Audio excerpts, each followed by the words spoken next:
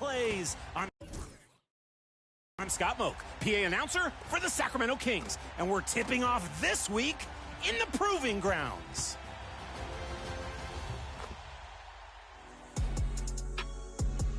Check out Real Tie 2. A steal from their teammate sends them off and running. And then the self-lob, simply stunning. A bold finish to the game, sending the team back to the lobby celebrating. Moving over to the rec, we have the contender Blockmare 93, spotting up for a green jumper, intercepting a pass, and heaving a buzzer beater. Right place, right time. Yeah, that's definitely enough to lock up player of the half, and maybe even top play of the week. Let's find out. Time for you to vote. And if you want a chance to be on 2KTV, send in your best play on social with your gamer tag and the hashtag 2KTVWow. Until next time, I'm practicing my passing on the side of the house. The family thinks we've got woodpeckers. See ya!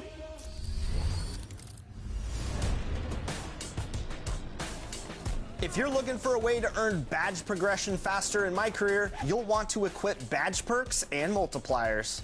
While in My Career, pause the game and open up badge perks under the progression tab. You'll see 4 categories that modify how you earn badge points and instructions on how to unlock them. Scholar accelerates a selected badge to progress 10% faster when you have an A- or better teammate grade. I always got that one, Alexis, always. Okay, yeah, Chris. Winner's Circle boosts your selected badge 10% when you win. Max +1 boosts a badge at max potential 1 more badge higher. This one could be a game changer for your favorite abilities. This will reset at the beginning of each season, so you can either keep boosting the same badge or try out a new tier on a new badge. And lastly, a rotating seasonal badge will be new every 6 weeks. Be sure to check back here to make sure your badges are the best they can be. And slide over 2 more tabs to find out more about unlocking badge point boosts in the NBA and all around the city. The menu has all of the requirements and benefits for each category, so check out how to improve your badge earnings in all of your favorite game modes here. And of course, we did not forget about badge elevators, completely elevating your favorite badges 2 or even 3 levels.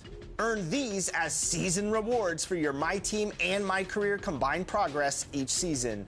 You are more rewarded than ever before playing games this year, so I'll be seeing you all out there on the courts. Badge up and get ready to win.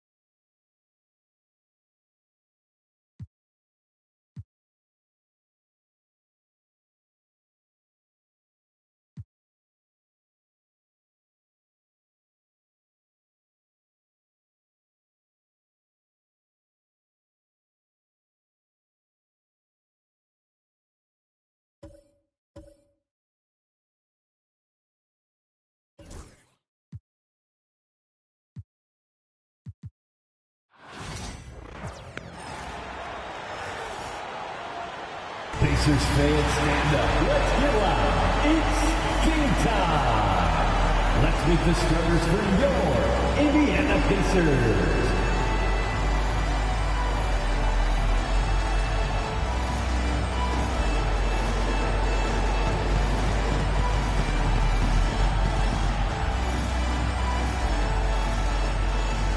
guard position, 6'6", number 26, Ben Shepherd.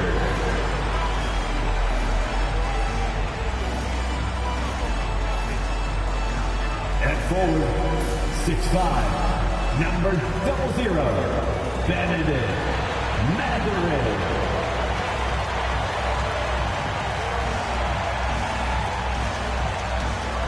In the middle, 6'11", number 33, Miles Turner.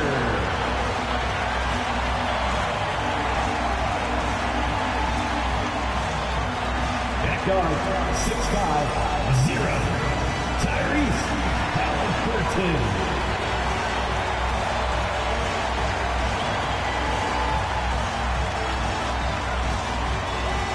At the other forward, 6'8", number 43, Pascal Siakam.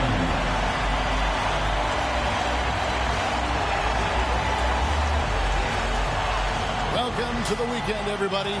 Let's get it going with NBA action on 2K Sports. On with Greg Anthony and Brent Berry and David Aldridge, this is Kevin Harlan. We got one more great treat for you, folks. Joining us on our broadcast is Shams Charania. Shams, so great to have you with us. Thanks for taking the time to take a seat and join us here courtside. Star-studded group, the pleasure is all mine. I appreciate you guys so very much for having me aboard. Look at the smile on Brent Berry's face. He is thrilled to have you here courtside with us. Absolutely. Super excited about it. Now a chance to take a look at some numbers for Benedict Mathurin. And the stat to look at is his steal total over the last 5 games. He's been focusing more on his defense, trying to be a disruptor, and it's made them a lot tougher on D. So the opening lineup for the Heat. Hero in at shooting guard with Butler at small forward. In the post, it's Jovic and Adebayo. And it's Rozier in at the point. For the Pacers, Siakam is the 4, and he'll be next to Turner at the 5. Tyrese Halliburton is out there with Shepherd. And it's Mathurin in at the 3 spot.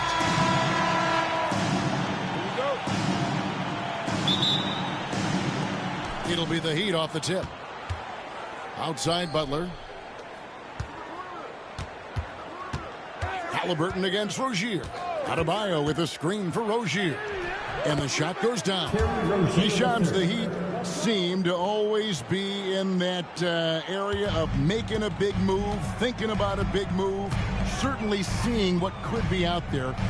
What's your sense? Are they trying to shake up their core right now? The Heat always feel like they are close to competing and really trying to get to the cusp of winning a championship. The question is, can they find another star player to bring to this group? Are they willing to move the assets? And do they have the complementary pieces to go get that star player? But the Heat, we've seen it over the last 4 or 5 years. They're a team that has one thing in mind, and that's winning a championship. And they can be scary when they get to the playoffs. Playing the regular season is one thing for this Heat group. They know when the lights are shining the brightest, they can turn it up another level in the playoffs. That's what Eric's supposed to do. Now Butler, following the three-point attempt by Miles Turner.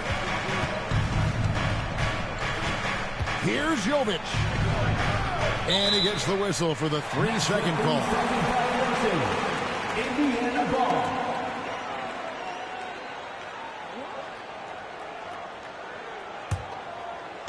Indiana's gone 1 of 2 from long range in the first quarter. Halliburton on the wing.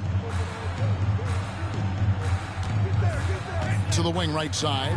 No one near Shepherd as he lets it go. A three-pointer off the mark. Here's Butler. Good for the basket. Starting off 1 for 1 with that shot. And Butler just taking that motion right through contact. The Pacers have gone 1 of 3 for the field to start this one so far. Pass to Mathurin. Indiana moving it around. Shepherd, that's good. Hey, Shams, you're always on the pulse of those league-changing trades. We certainly saw some impactful ones last season. The across the board, the Pacers, the Mavericks, they made deep runs, and they did so on the back of some big trade deadline moves. Those are transformations that excite all of us to witness. Even New York, getting OG Anunoby at the trade deadline. This is a league that's built on capitalizing at the moment and striking when the iron's hot, and we saw multiple teams do that this last season. Yeah, that trade deadline was phenomenal for those teams you mentioned. Really impactful. Over in the corner, Shepard. Back to Mathurin. No good from outside. He's not the guy that you want to give a wide open look from three-point range. They're lucky that that one doesn't cost them. Rozier, the pass to Jovic. Now Butler. Right wing. Down to 5 on the shot clock. The shot by Adebayo, no good. That's the only kind of defense that's going to cut the mustard here tonight. You got to stay on top of a guy like that who can play at such a high level offensively. Butler against Mathurin. Siakam outside. And it's out of bounds. Last touch by Adebayo. Yes, Adebayo.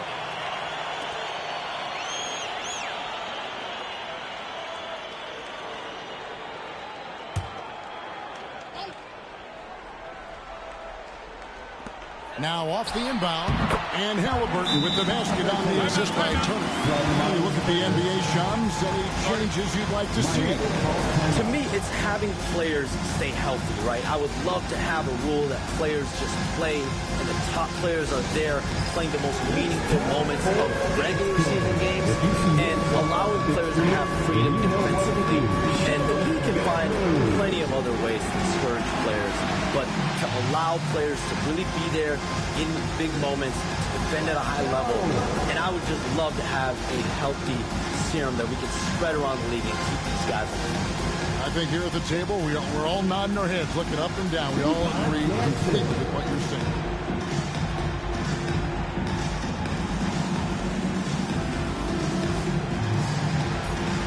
Nice try. It's all good.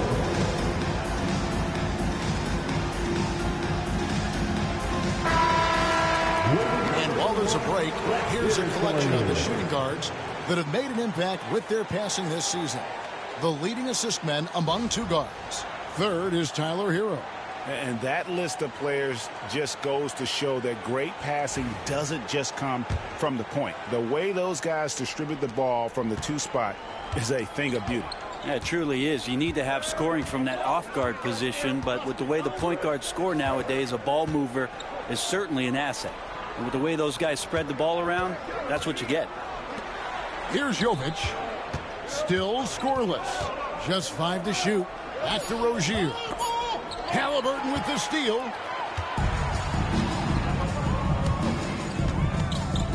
Launches a 3. Sinks the three-pointer. And the league continuing Shams to tweak the rules around replay review. But would you set a time limit to maybe tweak it a little bit? Have to, right? Especially some of these games and the way they're ending. It's something to try. If you can't find a cause to really overturn in a minute or two, let's keep this game moving. I think we all love a free-flowing game. I agree. It's good on the putback. And you love the energy that Bam is bringing here, just all over the glass.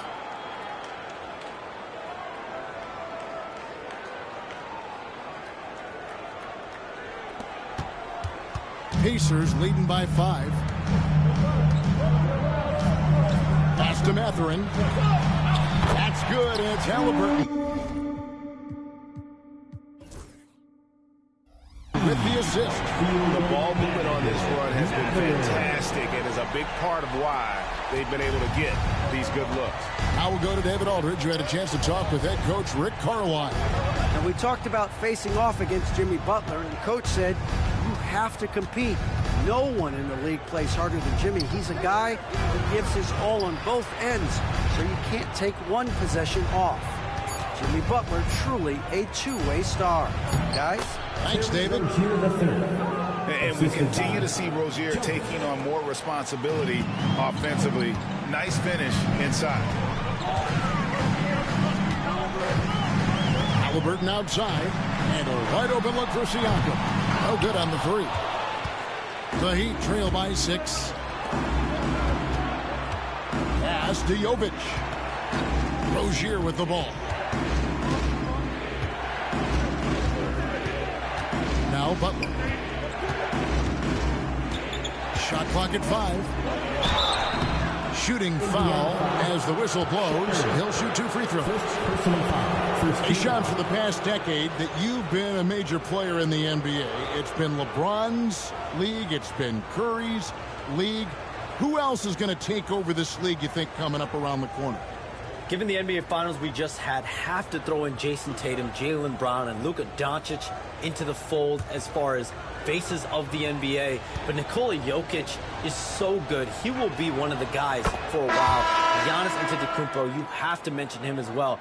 But ultimately, you have to also keep an eye on Victor Wembanyama, the way that Victor Wembanyama could take over the league. And already, so early, was so special. Victor Wembanyama is someone to keep an eye on. Okay, they've just passed a note down to me, our gang here.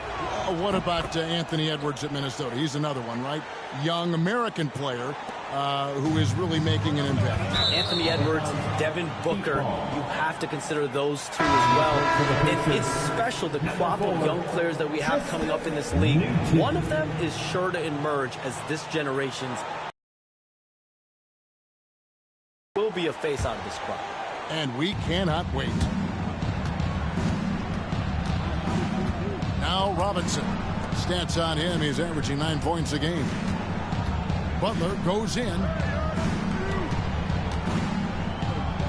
Here's Jovic, covered by Siakam. Whistle blows, bucket is good. He'll have a chance at the line to make it a 3-point play. Well, we've seen that movie a few times, haven't we? An easy bucket in the paint. And guys, let's get your take on the scoring breakdown so far for the Pacers. Absolutely dialed in from beyond the arc so far in this one. The defense is surrendering the long-range shot here early on. Let's make sure that that selfish nerve doesn't get tapped, because right now there's great ball movement. They're setting each other up. Let's see if that maintains. Hey, Shams, I know you cover the league like no one else, but I've seen your jump shot. You have a sweet J. You must have played organized ball, I'm assuming. I played a little bit in high school, Kevin, but once I got cut in high school, that's when I knew my career path would have to trend into what I'm doing now, into writing and covering the NBA. But listen, I have a lot of confidence in my jump shot, watching the players like Steph Curry shoot the basketball. I'm not trying to give any comparisons, but I do love to shoot the ball. That is the one thing I know I can do decently. I know. Not much else, but I can shoot.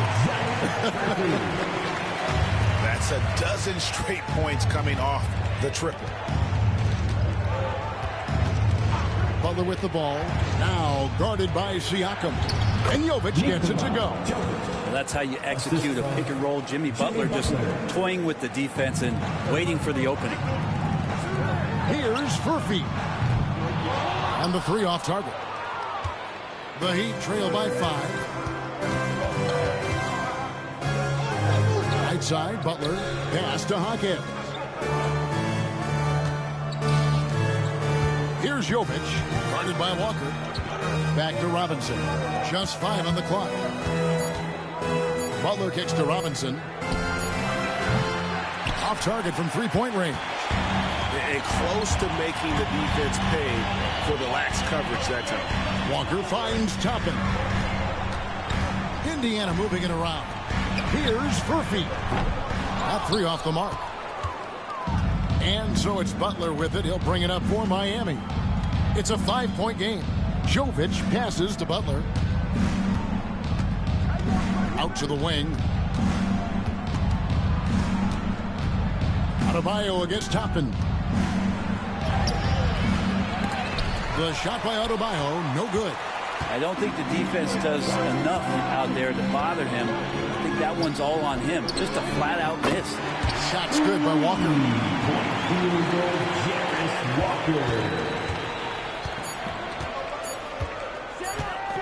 Butler deciding where to go with it. Oh, we've seen some great shots in the first quarter. No shortage of offense. Pacers lead by 8. And don't go away. We'll be back with the action for the start of the second quarter in just a moment.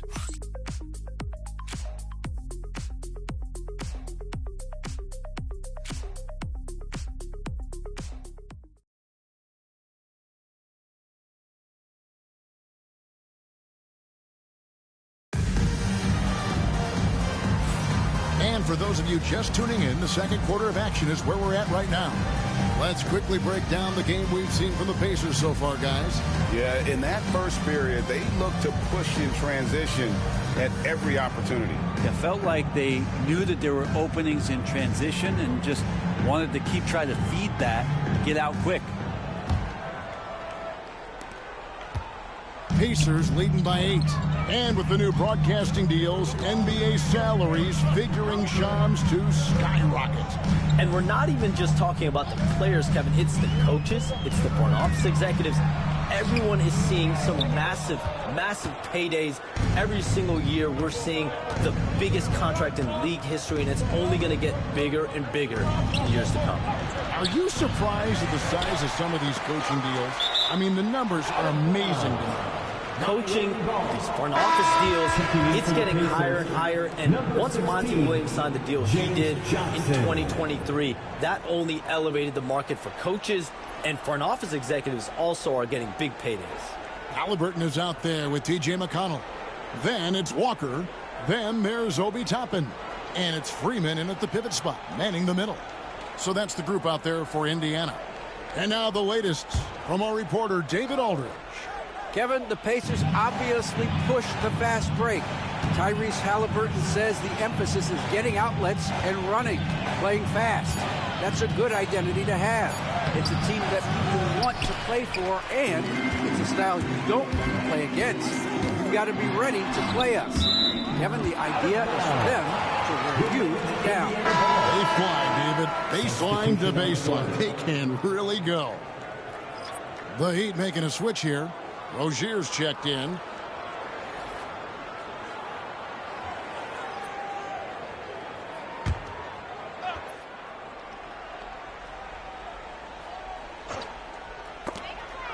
Here's Halliburton.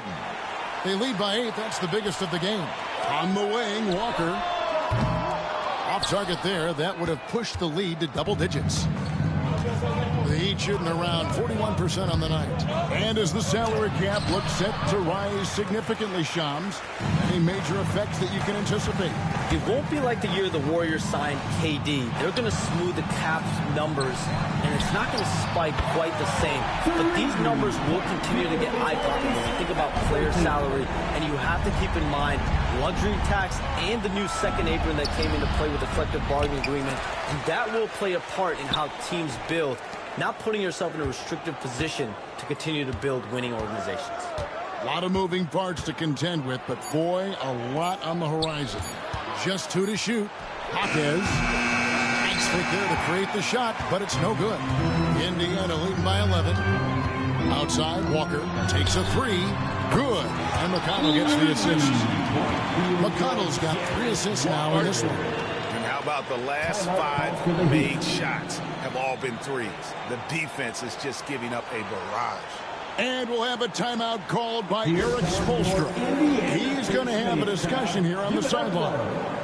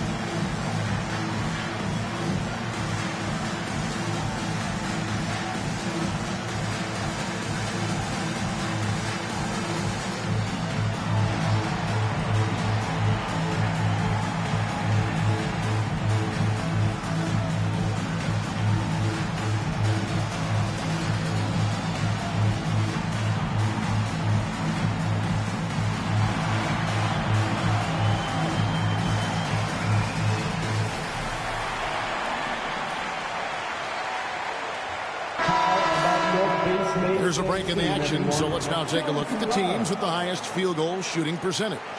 The real stats, the real scores from the real NBA. The Pacers in 5th. So patient on the offensive end. I mean, they're not going to force shots, and it's that selectiveness that's yielded such an impressive field goal percentage. Now, Hero, scoreless thus far. Outside Rozier. Back to Hero. Over Halliburton. Walker with the rebound. You almost have to assume he's going to knock those down when he is that open. Halliburton, that's good. Well-rounded effort, and they show no signs of letting up. Coaching staff probably most proud of the effort of this team on both ends of the floor here tonight. Rozier finds Hero. McConnell against Rozier. Stolen. And here we go. Halliburton heading to the hoop. And Halliburton slams it in. Well, this is why so many people are high on Halliburton. Sensational scorer who can dominate the game at times. All the energy is on the other side right now, and every miss just makes it worse. Now, the other team is scorching hot, and they come down on this end and can't find a way to get the embers going. The kick out to Walker. And here's Halliburton. Not a good performance from him in that loss to Orlando. Hero on the wing. He's covered by McConnell. Robinson on the wing. Heat moving the ball around. Jaquez right side. Pass to Love. 5 on the clock. Jaquez with the ball. Hasn't made one yet. And now we get a moment to see the numbers for Tyrese Halliburton. He's putting up about 16 points a game, 8 assists, and 4 rebounds. And you look at the numbers he's been putting up, fantastic scoring production from him. Yeah, hard to ask for anything more at this point. He's really stepped up, and he's really delivered. Now, here's McConnell. Taking a look at the scoring numbers, right now he averages about 9 points a game. And he's such an efficient three-point shooter. Halliburton has an outstanding feel for when to fire from deep. And we'll have a timeout called by Eric Spoelstra. Looking for a breather and maybe just 1 or 2 things to talk about. On the court is your squad. T-shirts, freshly printed, ready to go. Get them by your feet, fans.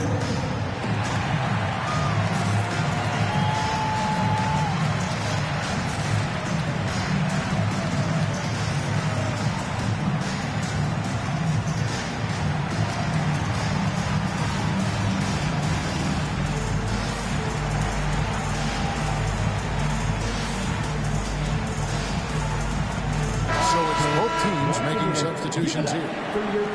Here we are in November, and let's see how things are going out east in the early season. We'll take a look at the Pacers. 4th in the conference, an excellent season so far for them, though they'd like to jump into the top tier, maybe the top 3. And checking out Miami, down 5 spots from them. I think for the Pacers, this hasn't been the breakout season that many were predicting, but they're still very much in the hunt for a high postseason seed, and that will keep them focused here during the season's final stages. Well, the goal is very defined. They have to have a strong finish to the season and make sure they get home court advantage for at least the first few rounds of the playoffs. The Heat have made 3 free throws so far, haven't missed any. And in terms of team members, the free throw percentage is right at 74.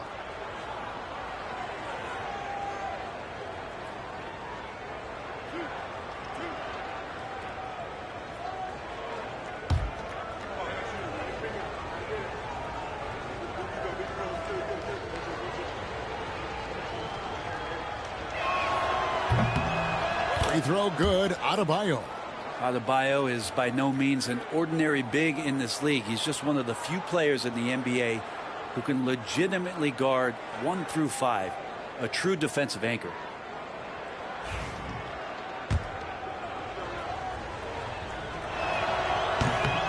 And he can't hit the second. And the Adebayo experiment has been pretty awesome to watch just because it's gone nuclear. All the skills and his hard work paying off now. Yeah, excellent assist there. Just led him to the perfect spot. And Adebayo throws it down. And there are only a few players who can hit a teammate like that in stride. Beautiful assist. The Miami Heat comes into this one following a loss to Detroit. And a wide open look for Mathurin. And the Pacers another 3. A young guy who is ready to attack. Mathurin gets the ball and goes straight into his shot. Butler against Halliburton. Out of bounds, Indiana takes possession. And a chance to check out the numbers for Adebayo. And don't forget, top 20 in the league in rebounds per game. He's got a great nose for the ball. As we've seen, he's a difficult defender to bring the ball up against. Quick feet, quick hands. Always looking to force a mistake. And it's the Pacers' ball. They're on an 18-3 run. Halliburton finds Siakam. That falls. Nice feed that time from Halliburton. Halliburton's got his third assist on the night. Butler passes to Hero. That one doesn't go. Good work defensively by Turner. Here's Shepard. Mathurin for three. Kept alive by Indiana. Stolen by Hero. Butler with the ball. Mathurin picks him up. Butler goes in. Good work there as it goes. Butler's got 6.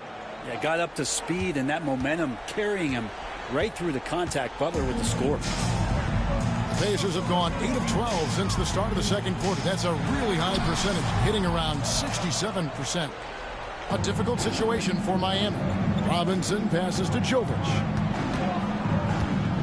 To the middle. Here's Hero. Excellent defense there from Halliburton. And they blow the whistle for a foul. He was trying to disrupt the fast break opportunity. The Pacers shooting their first free throw attempt on the night. What's up?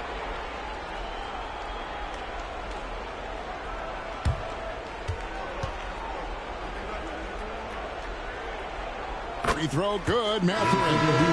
And I like the drive of this kid. Mathurin, really a team player. Jaime Jaquez, he's checked in for Miami. Rozier comes in for Tyler Hero. And for the Pacers, their shooting percentage, 59%. The offense is running smoothly. And while we've got a moment, let's send it over to our terrific reporter, David Aldridge. David? Kevin, thank you very much. Jimmy Butler remains the Heat's franchise player. He says, the confidence my teammates and my coaches put in me, it's a lot. They hype me up out there and I just go play. I try everything in my power to make sure that we win. They trust me with everything. And Kevin, he's earned that faith.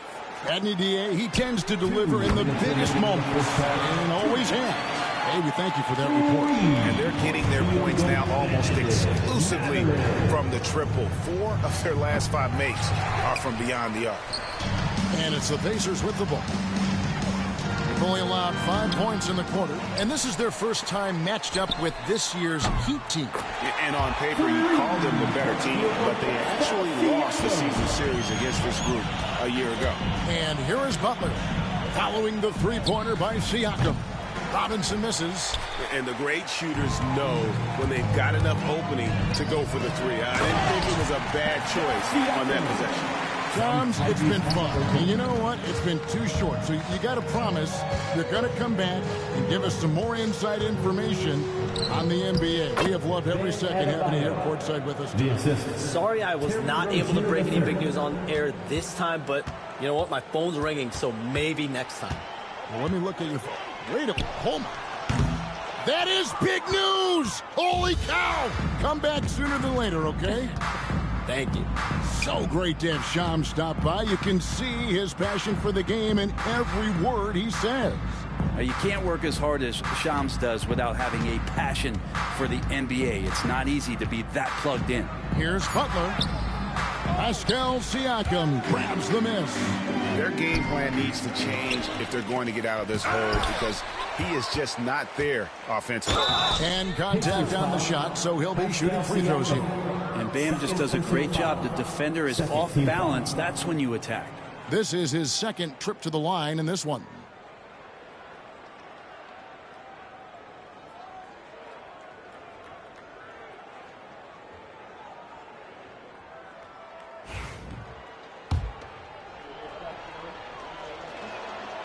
Free throw good, Adebayo.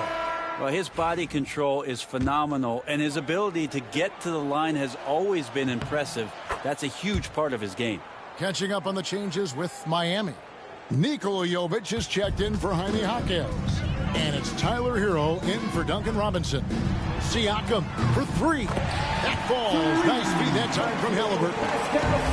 Halliburton's got assist number 5 here tonight. Rozier finds Butler. Trying to break that ice-cold streak. Yep, that one goes.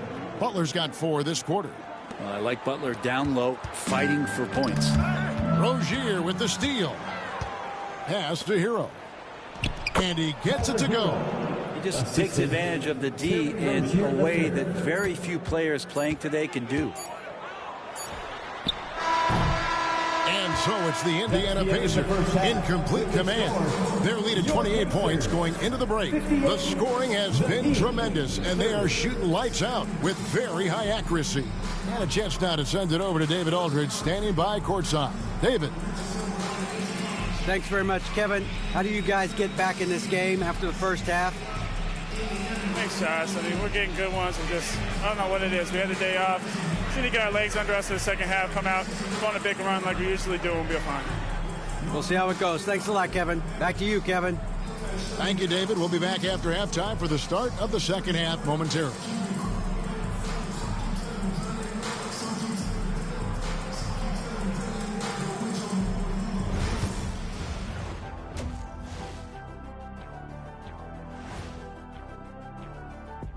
Thanks for tuning in. Did you miss us? Before we discuss the game at hand, let's first check out the upcoming schedule. Lindsay road trip ahead, but that's a challenge they can rise to. Chance to prove their grit. Yeah, the road can bring opportunity. Doesn't have to be an obstacle. Now looking at where we stand after 2 quarters, it has been a difficult game for the Heat. Well, the energy they're putting out is not going toward their defense. Problem is their offense. Can't keep up with those guys.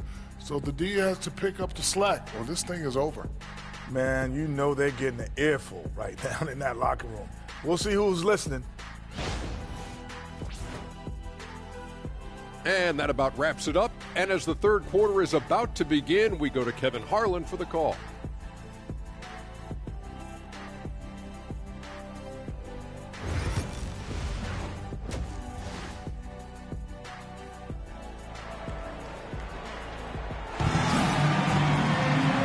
After a very lopsided first half, we'll see if things play out a little more evenly here in the second.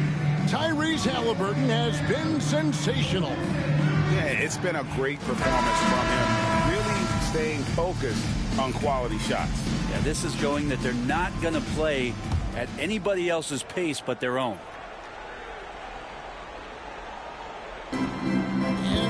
Indiana shooting a smooth 58% from the field. Everything going according to plan for them on that end. Hey, Bones, what do you think is a part of the game that some casual fans don't really understand that well? Well, Kevin, outside of the contest right here in front of us. Oh, jam! You knew something good was coming, Kevin, right? Oh, Jimmy, that was impressive. And on the AT&T 5G Slam Cam, you can see how impressive that move was. Here's Shepard.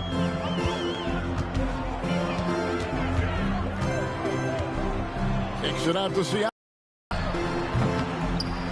The three-pointer, no good. Hard to figure out how he doesn't knock that one down. No defender in sight. Here's Butler. And that'll be 2 free throws coming up. Officials on the call with the foul. Second personal foul. Jimmy Butler just seems to raise his game come playoff time, Brent. It is a thing of beauty. It's pretty awesome to see that kind of confidence where a guy just lays in the weeds for a little while and then in the biggest moments comes in and stands out. So that's not always just about Jimmy Butler. It's about his team having that kind of confidence in how he performs in the biggest moments. And Jimmy Butler put together, Brent, one of the all-time playoff runs, leading the Heat to the finals in 2023. Yeah, you don't want to live in or dwell on the past, but man, Miami being the 8th seed that year, Kevin, and with Jimmy putting up 38 a game in that first round against the Bucks. Guy earned the MVP of the Eastern Conference Finals. What a run. For Indiana, they have shot just 1 free throw earlier, 1 for 1 in the game. And really, they haven't been able to differentiate themselves from the free throw line on the season at about 76%.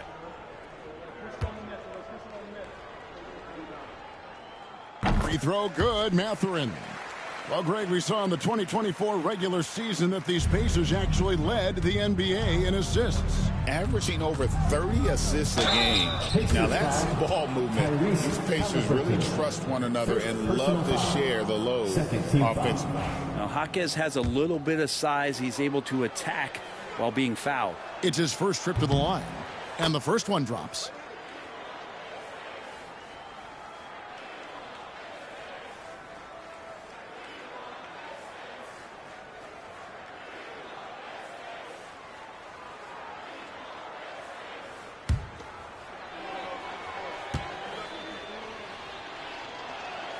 That's also good, so he hits both free throws.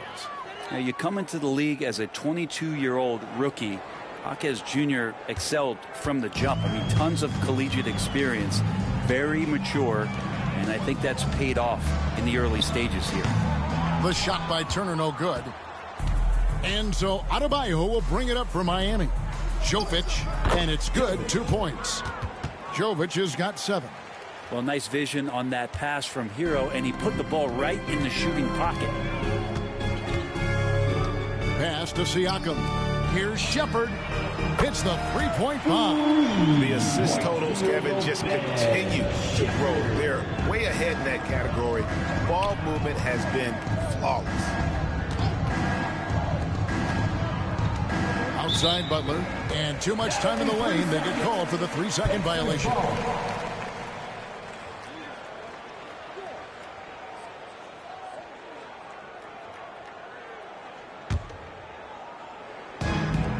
Pacers have gone 3 of 5 to start the second half, developing a nice rhythm out there. And there's the foul that goes on Jimmy Butler. That is his first foul of the game. Here's that's good. It's Halliburton with the assist. Halliburton's got his 7th assist of the game with that last one. Into the third we go. 2 minutes in now. Up top, Hero. He's one of the better scorers in the league, averaging almost 25 points a game. Man, you get so caught up in the bravado of someone scoring on you and you wanting to even the score. Unfortunately, he couldn't answer back. Halliburton for 3. And the Pacers another 3. It's been this way since halftime. Tremendous production from beyond the arc. Yeah, pretty infectious right here, guys. In good spirits, and percentages from downtown on the rise in the second half. Again, the miss by the Heat. And he missed that one, but I've seen him drill shots from that distance in warm-ups. Oh, no, I know he can make it, but that's warm-ups, so maybe just a step too far.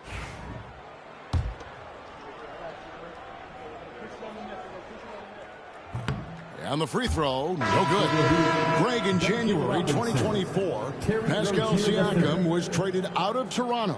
And he came into the league an older player from a mid-major school. The Raptors did a lot to help Siakam, turning him into an all-NBA caliber player. Robinson's checked in for Miami. Terry Rozier comes in for Jaime Jaquez. Here's Mathurin, and Adebayo sends it back. Outside Butler to end the run. It's rebounded by Indiana. 3 minutes gone now in the third quarter.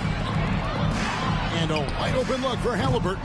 Here is the open 3 to cap the break. Halliburton's got 2 now from beyond the arc in the third for the Pacers. Guys are looking for a spark here. Yeah, a cold stretch offensively for sure. And the foul on Miles Turner. That's foul number 2 for him. Yeah, clearly struggling here with the foul. Still early, and just one more will put him over the limit.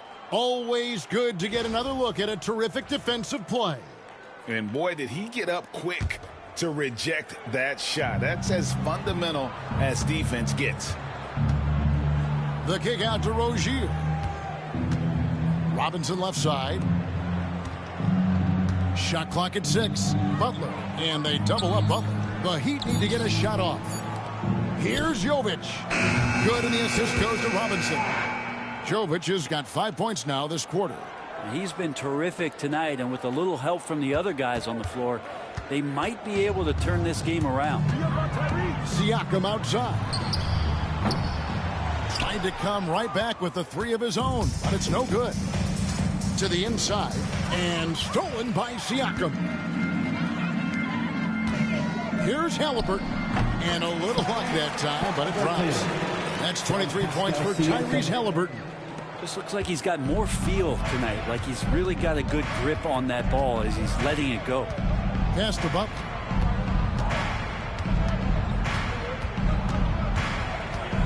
And the officials calling for a 3-second violation. And a moment here to check out the numbers for Siakam.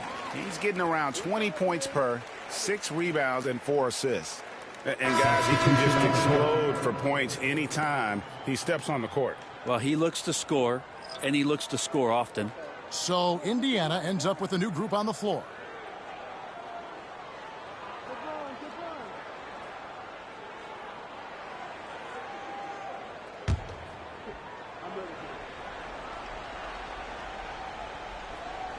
Now the Pacers with it. They're on a 17-7 run. Shot's good by Walker. For his size, Walker has great burst off the bounce. Rozier for 3. Walker with the rebound. And an important part of every team's game, a look at the hustle stats for Indiana. They've been running away from the defense all game. I mean,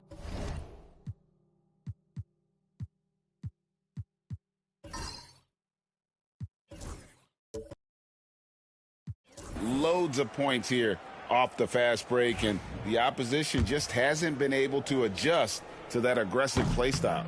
Well, they've been fantastic tonight, really, in forcing giveaways and getting scores on the other end. I mean, you get a few more possessions like that, your confidence grows, and you win that turnover battle.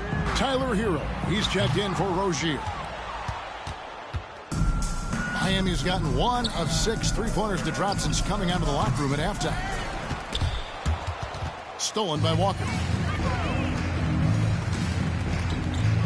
Now, here's McConnell.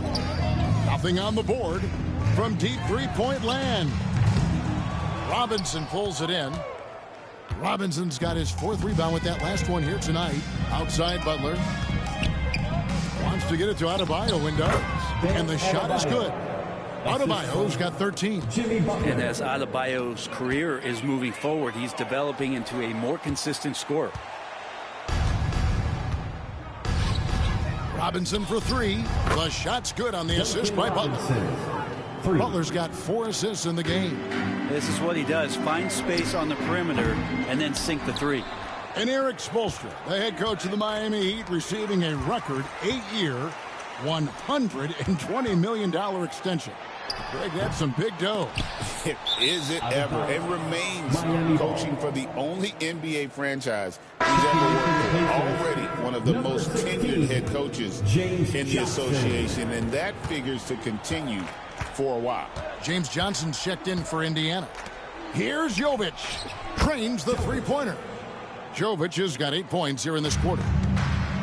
For Indiana, they've gone 8 of 16 in the third quarter to put their second-half shooting percentage right at 50%. 2 minutes remaining in the third. Jackson misses. For Miami, they've gotten 6 of their 12 shots to drop for him here in the second half so far. They get it back. Adebayo. Good D by Johnson. And it's Walker with the ball, bringing it up for the Indiana Pacers. Pass to Jovic. Hits it from three-point range. Jovic has got 11 in the second half. Yeah, this looks like a pregame shoot-around with all the threes they're allowing. So the Pacers call timeout, their first of the game.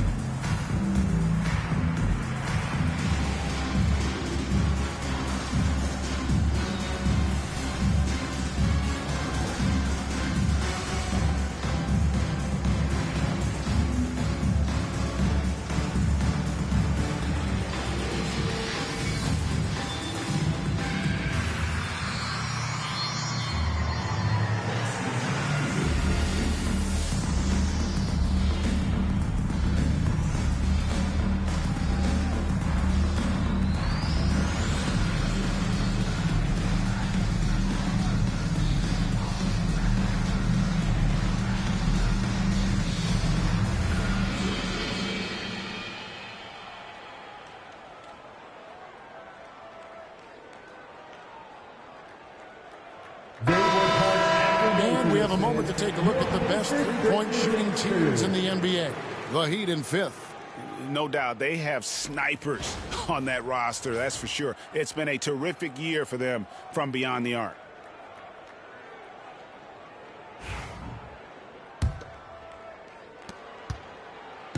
And they've had a tough time scoring in the half court. Credit the defense for making it hard on them. They've done a great job of disrupting the timing and spacing of their offense.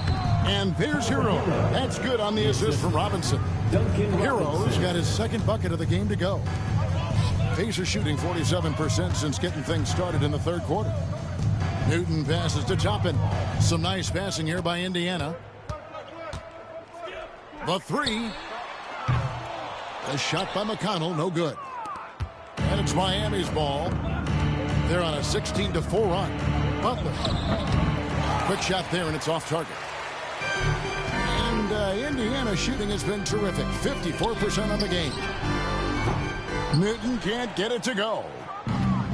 And Miami shooting 47% since getting things started in the third quarter. That one goes in. Butler's got 13. That was a possession where Jimmy Butler just did not settle for the jump shot, drove right in and came right at the defense.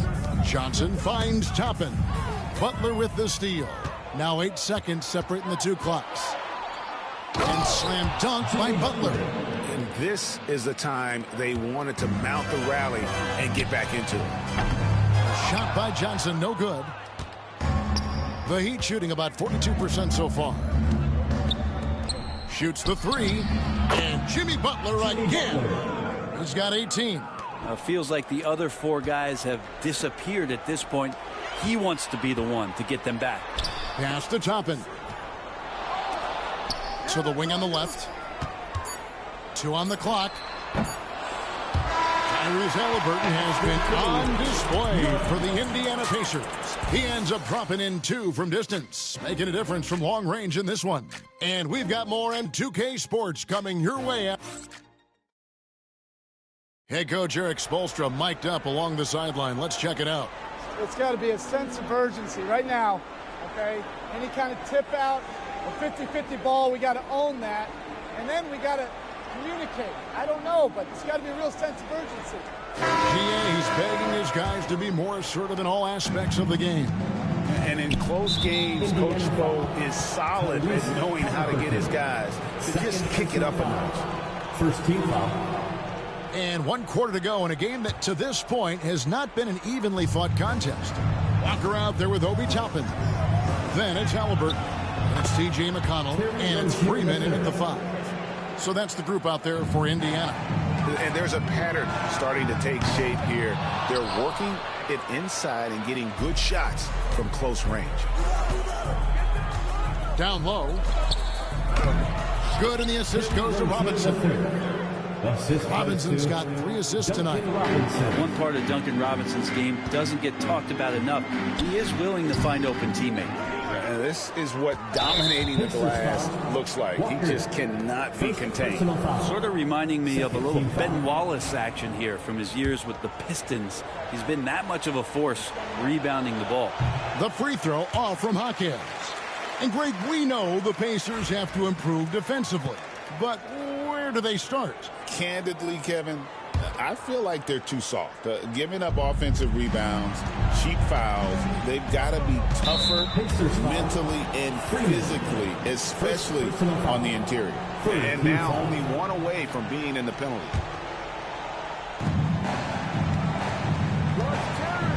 Halliburton against Rozier. And Adebayo throws it down. You try your best defensively to push Bam away from the rim. That's easier said than done. To the paint. And Adebayo throws it down. Excellent on both ends of that play. Yeah, the steal was sharp, but the slam topped it off. And we say it time and time again, so I'll repeat it. Have to be careful with the ball, or this is what happens. And so it's Rick Carlisle here calling timeout. Wants to make sure everybody's coordinated and intent. And with an update from the sideline, let's check in with David Aldridge. During that last break, Kevin, I got a chance to hear Rick Carlisle's message to his team. And he was real calm during the timeout. He was smiling when he told the team, we're up. The game plan is working. Go out there and have fun. It's always fun when you're up late, guys. All right, David, thanks. Rozier, the pass to Love. Took him no time at all on that one. And not hard to see why they are giving up points on this run. Just too many good looks from in close. Halliburton for three. It's Adebayo with the rebound. Adebayo's. Here's Robinson. That's good, and it's Rozier with the assist. The assist. Rozier's got his 7th assist in the game. And now you see them starting to really work the ball inside. Game moves along. 2 minutes gone here in the fourth.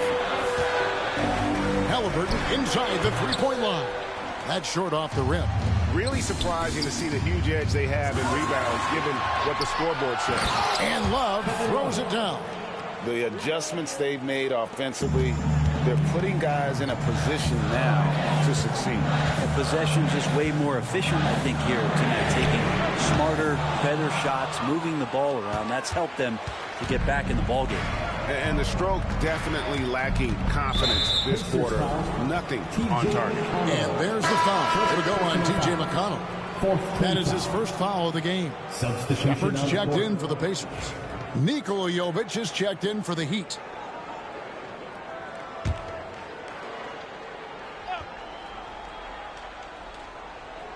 Inside. That's in, and the Pacer lead is cut down to just 4 points with a bucket from Robinson. And really keeping the ball hopping around here offensively. Walker with a screen for McConnell. Pass to Halliburton. That doesn't go either for Halliburton. The Heat have gotten all 8 of their shots in the fourth quarter to drop. Truly remarkable. Basket good. Now just a 2-point Pacer lead. Fantastic ball movement. They're picking them apart with their passing. Here's Halliburton. Will not go. This is off the front iron. His touch has left him in this quarter. Nowhere close to the kind of output they need from him. Indiana moving the ball away. That doesn't go either for Halliburton. And here's Rozier. He brings it up for the Miami Heat. Here in the fourth quarter, their defense has been very strong, allowing no baskets. Puts up a deep three. That doesn't go either for Halliburton. Pretty early to be over the limit. That foul situation is something we want to keep an eye on. And a chance to catch up on some numbers here. Scoring breakdown for Miami. They've been playing some really physical offense, just attacking the paint as much as possible.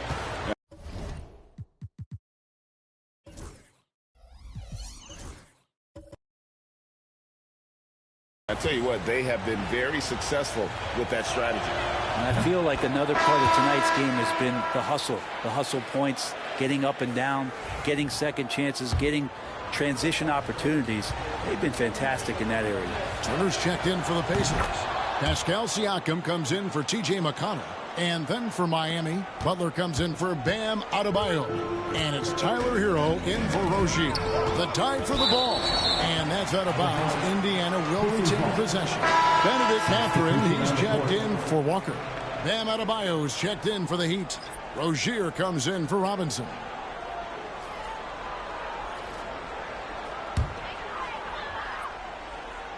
And a little over 3.5 minutes in the books so far here in the fourth.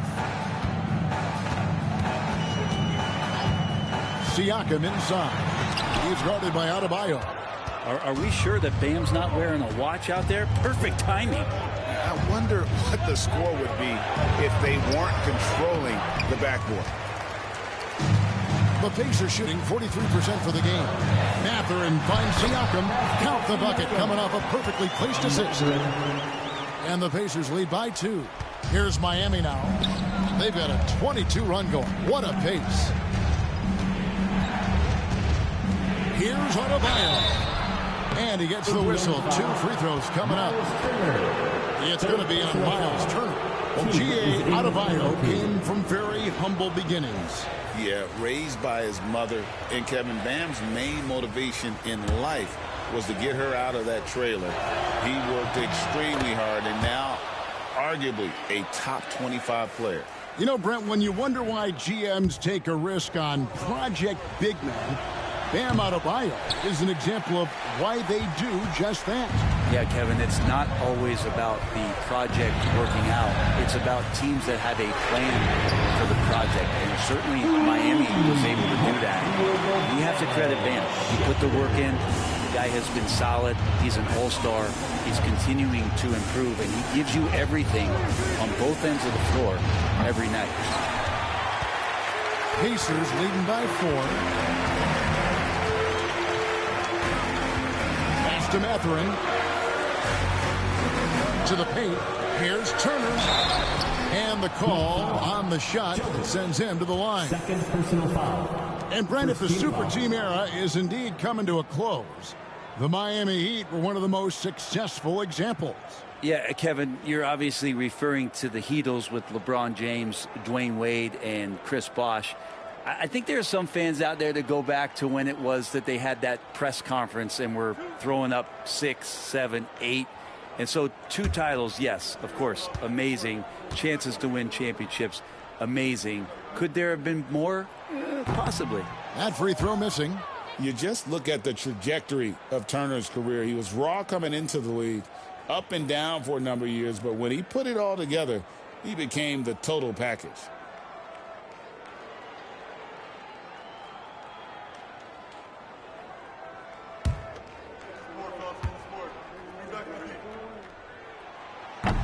Good on the second free throw. And Dwayne Wade is the first Heat player to be honored with a statue. And, Greg, that's pretty significant for a very successful franchise. And, Kevin, well-deserved, right? D-Wade, the best player in franchise history. He helped bring 3 championships to the city. Plus, he's already got a street named after him. And Rick Carlisle decides to call timeout. And clearly an important juncture. He's going to have some choice words with his team.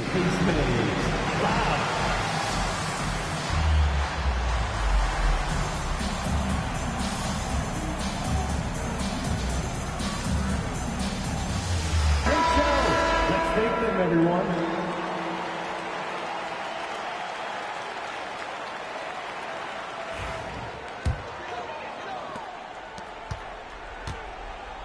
Now, Halliburton.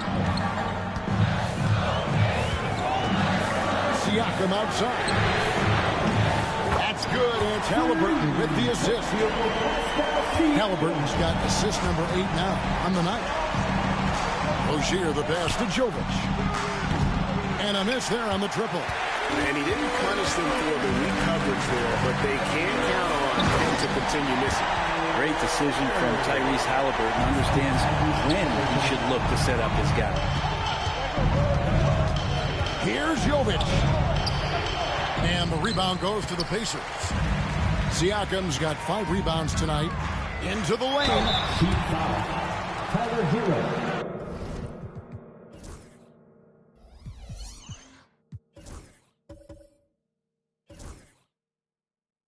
Second personal foul. Second team foul.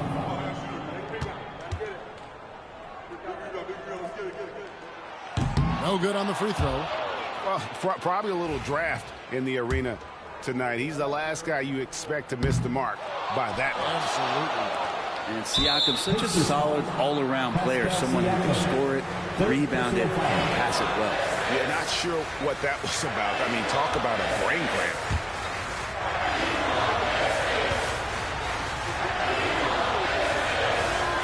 The free throw drops for Butler.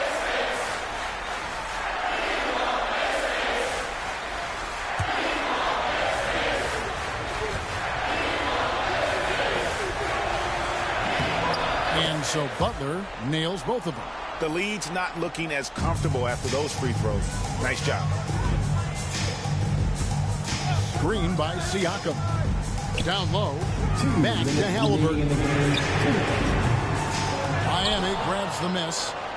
Butler's got his 5th rebound right now in the game. Rozier with the ball. Picked up by Turner. And again, it's the Heat missing. Pacers leading by 6. Mathurin for 3. It's hauled in by Bam Adebayo. Adebayo's got rebound number 19 now. Incredible board work. And that was the last thing they needed. Now the clock is stopped and they put them on the line.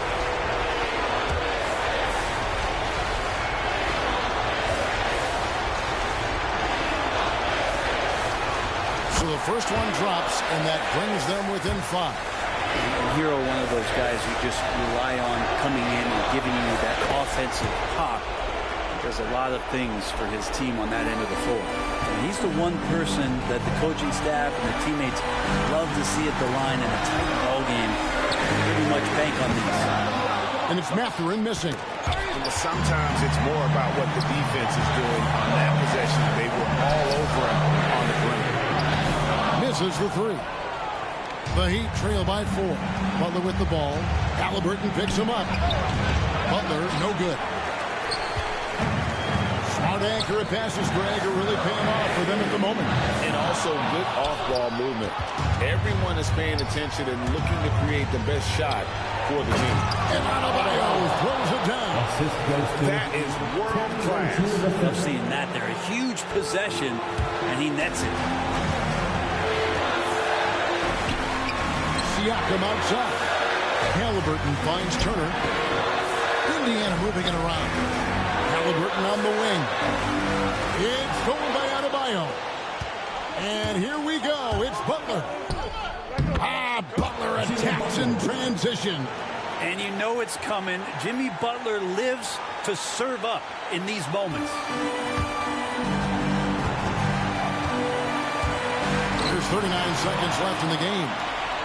And stolen by Siakam. Pass to Shepard. Halliburton kicks to Siakam. And the Pacers can't get it to go. And they go to the intentional foul.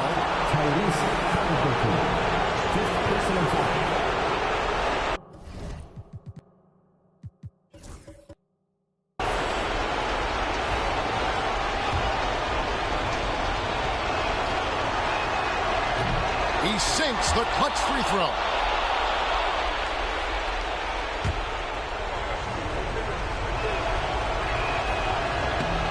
Can't sink it, and that was an important free throw. And you can sense that the pressure might have gotten to him a little bit, but he did do enough to put them in the lead. And so it's Rick Carlisle here calling timeout. Coach clearly feeling the necessity to regroup with so much at stake here. Guys, what's your take on how they maximize their opportunities now? You know, always intriguing to see what a coach draws up in this situation. And sometimes not just what a coach draws up, but who he has execute in these moments. And answering the bell, Turner with confidence. And timeout is called by Eric Spoelstra. And he knows there's no room for mistakes and wants everyone on the same page. Guys, what are their best options now? You know, always intriguing to see what a coach draws up in this situation. And sometimes not just what a coach draws up, but who he has execute in these moments.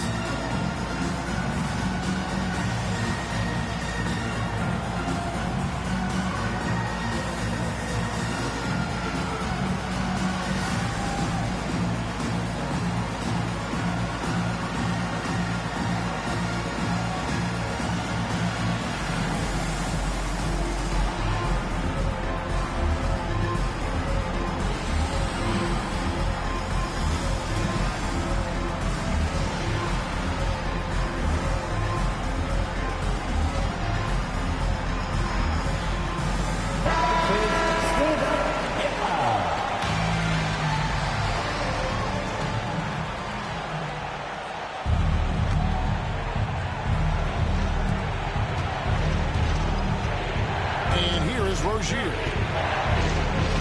Pass to Butler.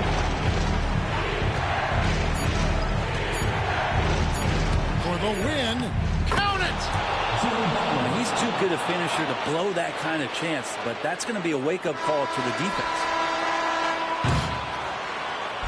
And So the big win by Miami in a tight game. They break the hearts of every fan in the building with a dramatic late victory. And Kevin, this is the kind of win you have to take a ton of pride in. I mean, they battled with everything they had and came through when the pressure was at its highest. And we've got David Aldridge standing by on our sideline with the player of the game. David, it's all yours. Thanks very much, Bam. Your impact is seen all over the stat sheet. So what's the mindset as you approach these games? Just trying to get a team win, trying to impact winning. You know, that's what it's all about. My teammates got my back like I got theirs. So he's just going out there and trying to do our thing. It was very visible there down the stretch. You looked like yourselves and got the win. Back to you guys. All right, David, thank you. And that'll wrap it up, folks. For Greg Anthony, Brent Barry, and David Aldridge, this is Kevin Harlan. Thanks for watching the NBA, presented by 2K Sports. And now, our player of the game, Bam Adebayo.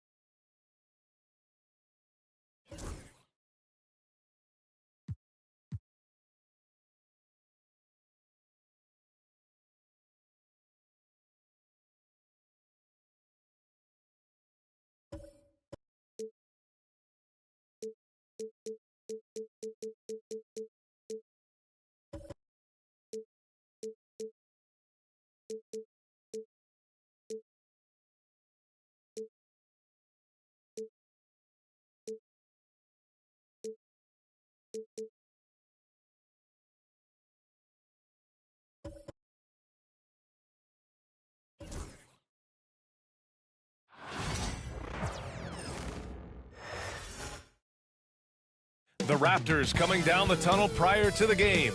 They're prepared to give their rabid fan base a night to remember.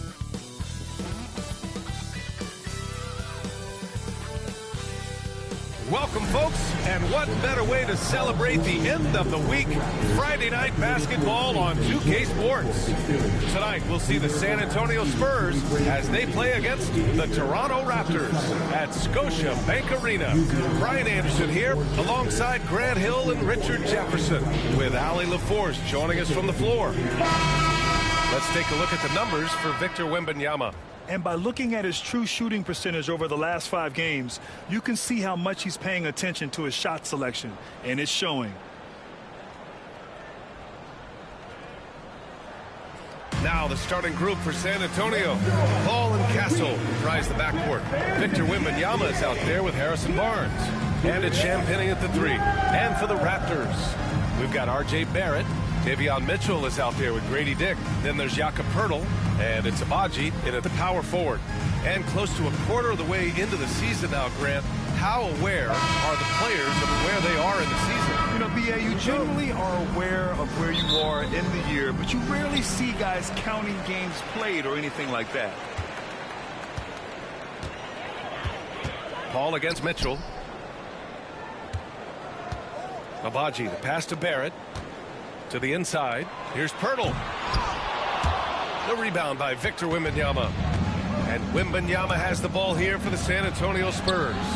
And it's in there. There were questions about Wembanyama's strength coming into the league. No problem with the contact here. Here's Toronto with the ball. Gives us a chance to catch up with Ali LaForce. I caught up with Coach Darko Rajakovic. He said they spent all week watching film on Victor Wembanyama, trying to find flaws that they could take advantage of. No such luck. So their mission tonight is to try to make someone else beat them, which Coach admits could be fool's errand. Good job there, Ali. Thanks.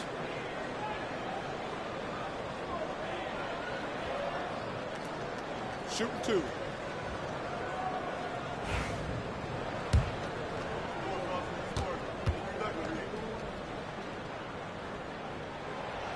That one's off. Well, Grant, the Raptors are in the middle of a rebuild and are looking to establish an identity here. Yeah, they've got some solid young pieces, specifically Scotty Barnes. They just need more experience and some time in order to learn what it takes to win at this level.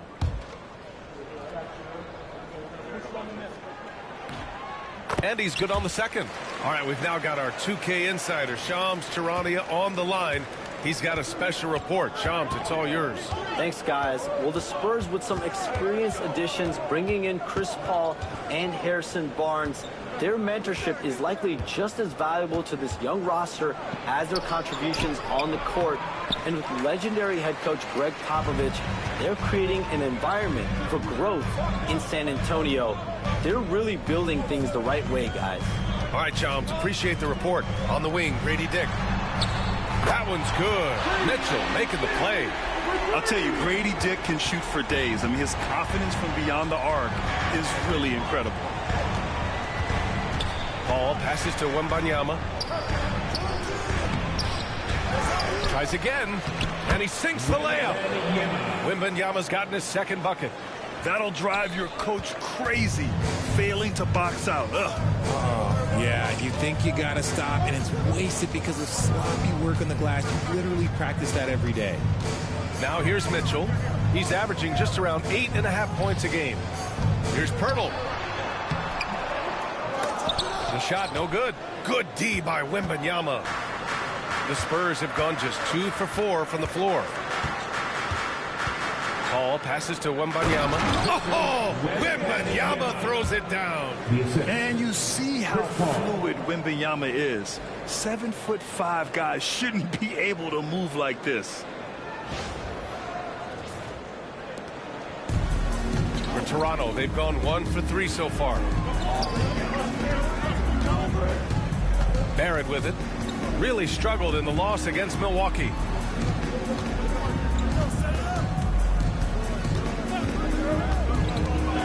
Pass to Pirtle. And the dunk by Pirtle. I like seeing Jakob go to work in pick and rolls. He is so dependable in these situations. Ball against Mitchell. Paul passes to Wembanyama. Outside Barnes. The turnaround. Wembanyama, no good. Pass to Abaji. Lets the three fly. Barnes with the rebound. The Spurs have gone 3 of 6 from the floor. Inside. Wembanyama with a bucket. Wembanyama's got 8. How do you stop Wemby in the pick and roll? I don't know. And here's Mitchell. He'll bring it up for Toronto. Trailing by 2. Pass to Abaji. Pirtle with a screen on Barnes. Back to Pirtle. And the dunk by Pirtle. It seems like Jakob is always ready to attack the rim. He found a nice opening that time. Here's Wembanyama. Second chance shot. Pirtle grabs a miss. Had enough room to finish, and that's one he'll usually make. Tipped. And it's out of bounds. They say it was last touched by Mitchell. He clipped the ball there, but not enough to nab the steal. That's fine. You love the effort, not making things easy for the opposition on offense. Boucher's checked in for Abaji. And San Antonio also making a switch. Devin Vassell, he's checked in for Champagny. Wembanyama finds Vassell. Shoots. San Antonio again can't hit. Toronto has gone 1 of 2 from three-point land so far. Dick. He drops it from range. Dick's got his second basket of the night. Defensively, you have to stay connected to him on the perimeter. Wembanyama down low. Covered by Pirtle. The shot by Wembanyama, no good. Okay, let's just say it. This has been an ugly quarter for him. Not quite a break a mirror ugly, but it's getting there. Spurs trail by 3. RJ with Harrison Barnes on the roster. The team can count on durability and reliability. Oh, and don't forget about the veteran leadership he brings to the table. You can't underestimate how important it is to have a champion and a veteran like that in your locker room. Toronto's gone 2 for 3 from outside the arc. Left side Dick takes a 3. The rebound by Victor Wembanyama. Wembanyama's got his 5th rebound in this one. Paul looking over the floor. And Wembanyama throws it down hard.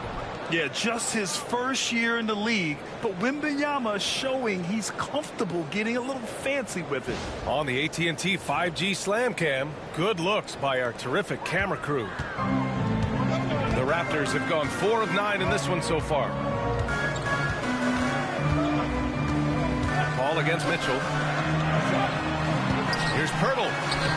That one's good. Mitchell making the play. Mitchell's got his 3rd assist of the night. His accuracy is on another level this quarter. Really high-quality shooting. Pass to Castle. Here comes Toronto on the push. Oh, my goodness! Did you see that? Bringing out the hammer. That's how you finish. And a big-time jam right there. And it's energy like that on both ends of the floor that's got them out ahead. And Greg Popovich has called timeout. And we might see some changes. Coach potentially looking to adjust. If you see yourself on the big screen, then you know what to do.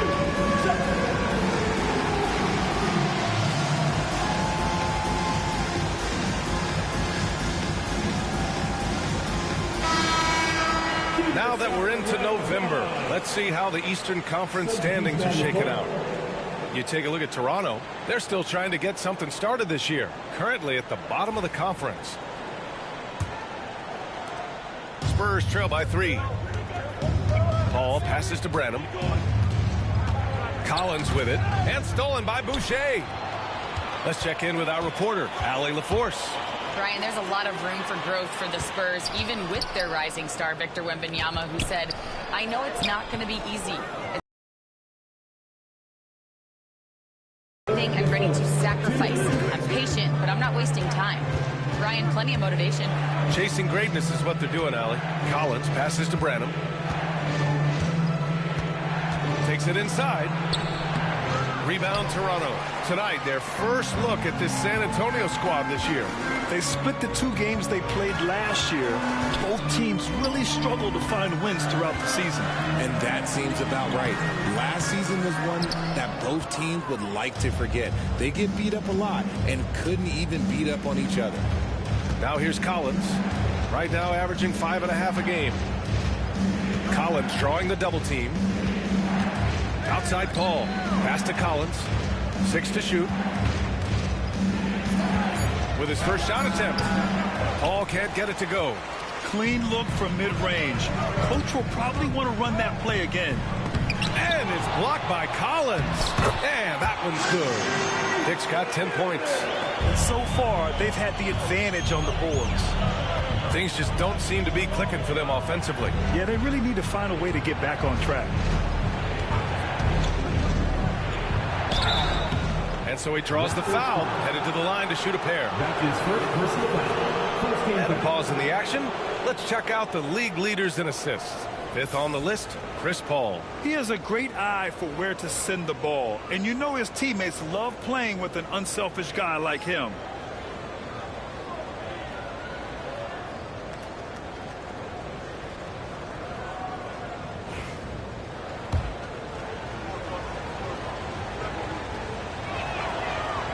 No good on the free throw. Grant, would you say the Raptors are in the process of starting over? You know, I certainly don't think that's the wrong thing to call it, B.A. Coaching changes, some big trades. They're shuffling things around and trying to start building something new. Abaji's checked in for Toronto. Wembanyama's checked in for San Antonio.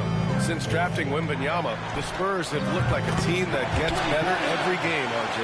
And they're still so young. They're learning the intricacies of the game and how to play with each other. But you can tell things are coming together and the future looks bright. Toronto leading by 8. Into the lane. Pass to Battle. Off target. That would have pushed the lead to double digits. San Antonio shooting only 35% so far in this quarter. There's the steal.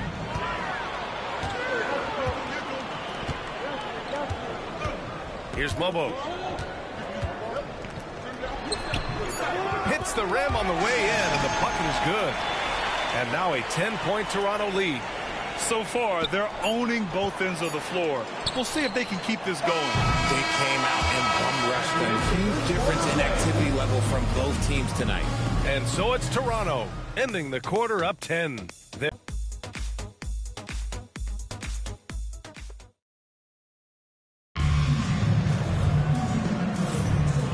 welcome you back to second quarter action. Plenty of basketball left to play, but this one has been one-sided so far. All right, a look at how the hustle game has been going for the Raptors. Showing their energy so far, sprinting up and down the floor, getting out in transition and taking advantage. And I've also liked how they've attacked the opposition off of turnovers. I mean, just making them pay for every mistake out there. We've got Chris Boucher, and it's Mobo in at the four-man spot. That's the group for Toronto to kick off the second quarter. That's been the story of their offense so far, getting a number of looks from point-blank range. Toronto leading by 8. Here's Shed. Yet to see a basket.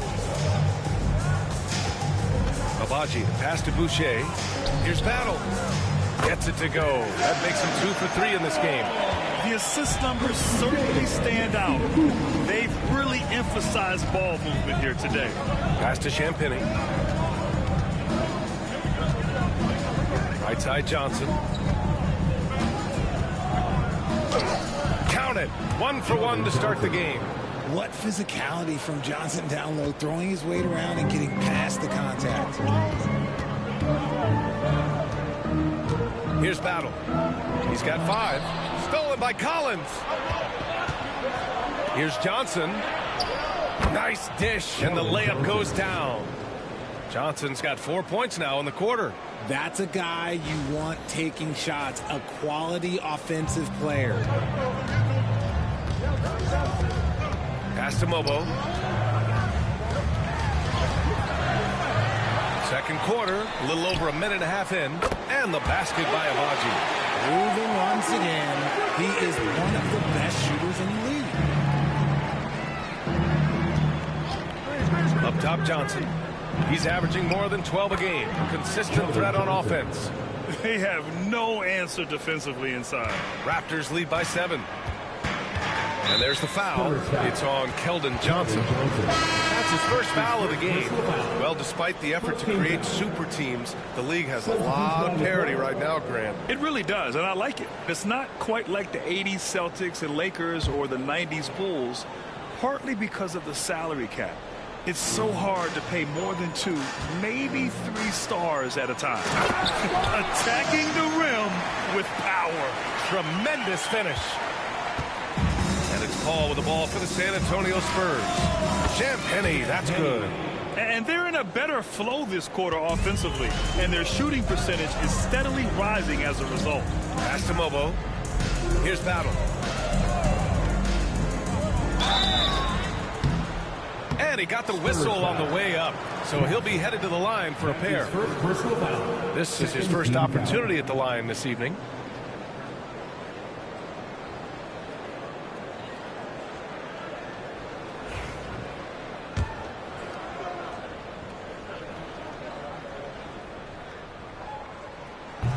That free throw, no good. Carton's checked in for Abaji. Keldon Johnson, he's checked in for San Antonio.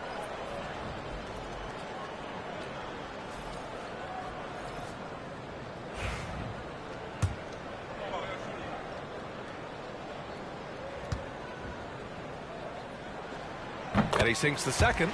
Okay, RJ, we all know how luck comes into play in the NBA. The Spurs have had great lottery luck.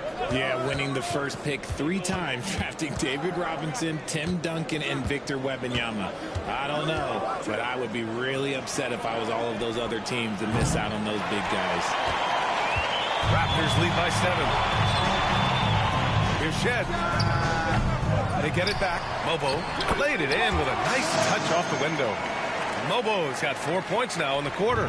He knows his job on the glass, and he does it well, cleaning it up and sending it right back. Hey, kept it simple. No reason to get fancy right now, B.A. Yeah, he's just looking to find shots and produce for his team. Here's Shed. And he says right back at you with a big dunk of his own. Woo! Defensively, you can't afford to let him get to the rim that easily. Well, that might be why their deficit is what it is right now. Yeah, it's going to take better rim protection than that if they're going to climb out of this hole. Time and time again, they're creating good looks from close range. Here's Shed, covered by Johnson. Pass to Carton. And the Raptors getting another bucket right there. When guys are moving the ball, sharing it, it makes the game so much more fun, both as a player and as a fan. Ball passes to Wembanyama. Snatched away.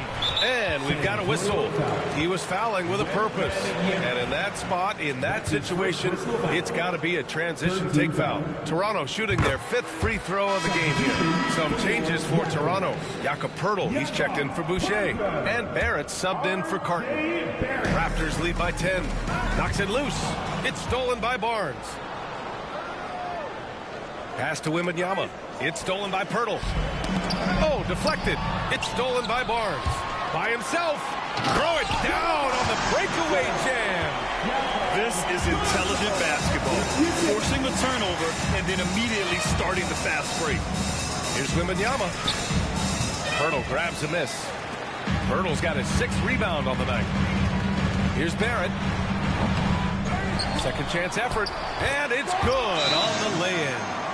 Mobo's got 6 here in the quarter. Nice rebound. Trying to match the other team's intensity right now. And we've got a timeout called by Greg Popovich. Coach wants to speak to his guys, maybe alter some of the game plan.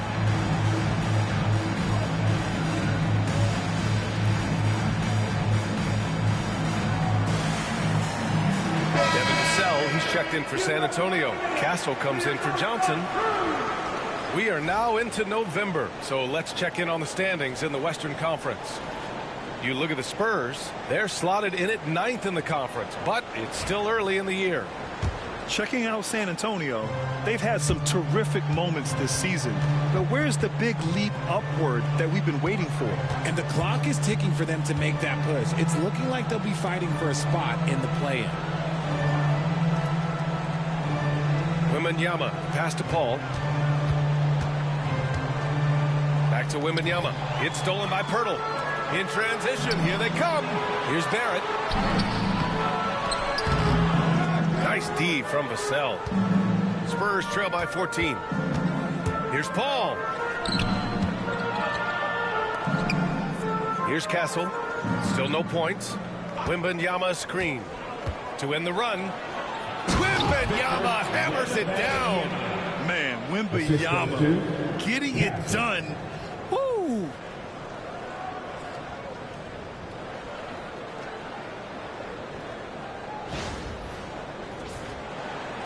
And so here is Toronto. They host the Pistons after this one. That'll be the second of a 2-game stretch at home.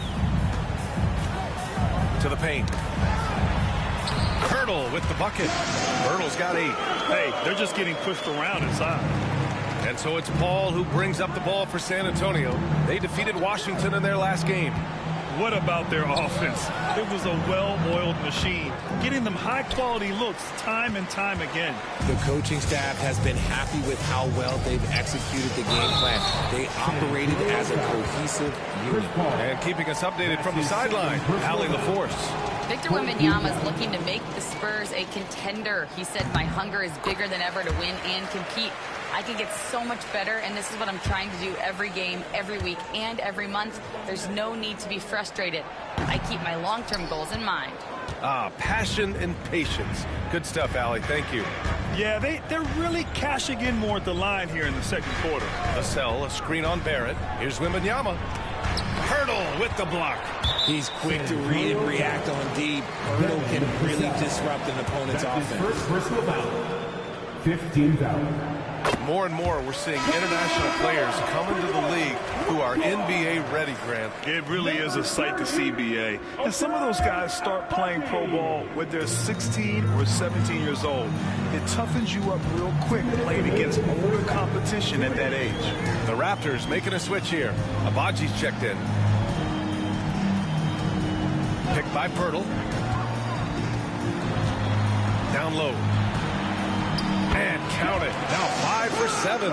And he's made his mark on offense especially. They gotta be thankful he's on their squad. It's stolen by Poeltl. To the middle.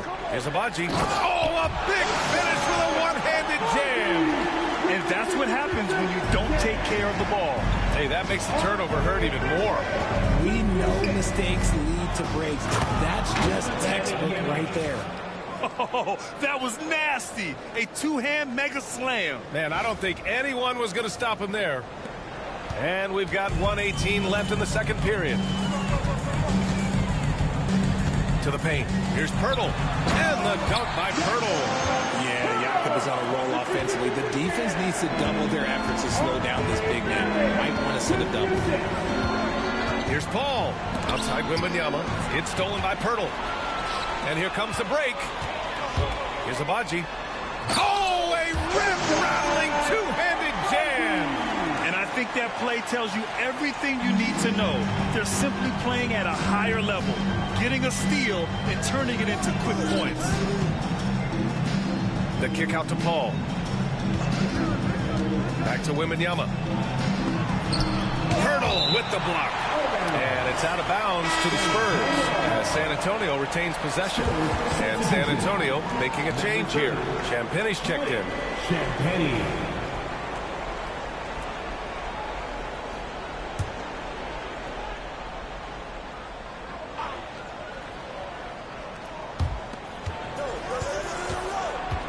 Wembanyama against Pirtle. 5 to shoot. Here's Champagne. Coming in with 12 points in his last outing.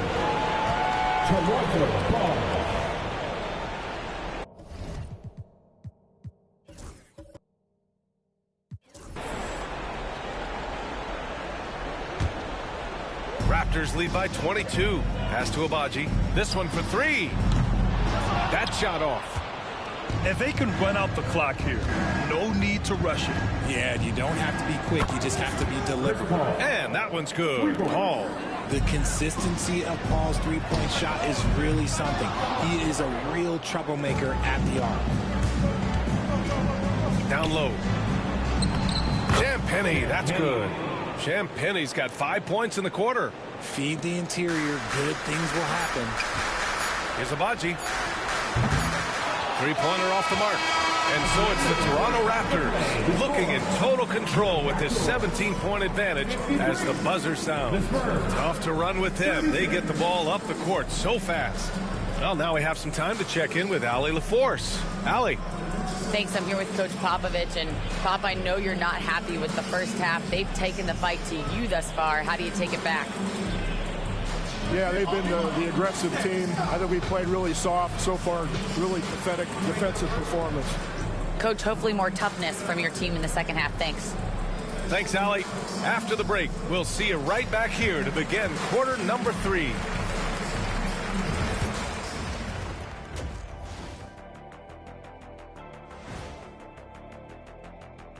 Hey, folks, thanks for joining us. Their bench came in ready to play. As a starter, that gives you confidence when you have to come off the floor. Yeah, you know they know the second unit has their back. Taking a peek now at the upcoming schedule.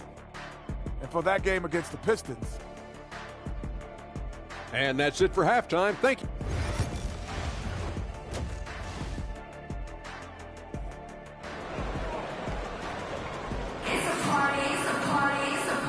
And with a big gap on the scoreboard, the second half begins with very different goals for these teams. One side trying to mount a comeback, one side trying to protect their lead. Victor Wembanyama really making a difference here. And given that he's just delivered a double-double through 2 quarters, I'm excited to see his stats at the end of the night. But I don't think that that's the most important thing to him. Sure, putting up big numbers doesn't hurt, but he's all about getting the win over everything else.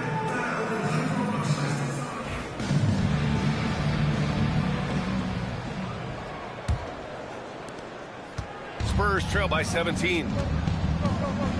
So on the floor for the Spurs, Paul and Castle comprise the backcourt. Harrison Barnes out there with Wembanyama. And it's Champagne at the small forward position. Dick. Outside for Mitchell. Inside. Intercepted. Here's Paul.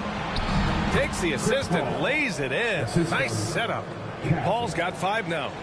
Defense looking lazy there. You can't allow Paul to get inside like this. That's just asking for trouble. Mitchell, the pass to Abaji. Back to Mitchell.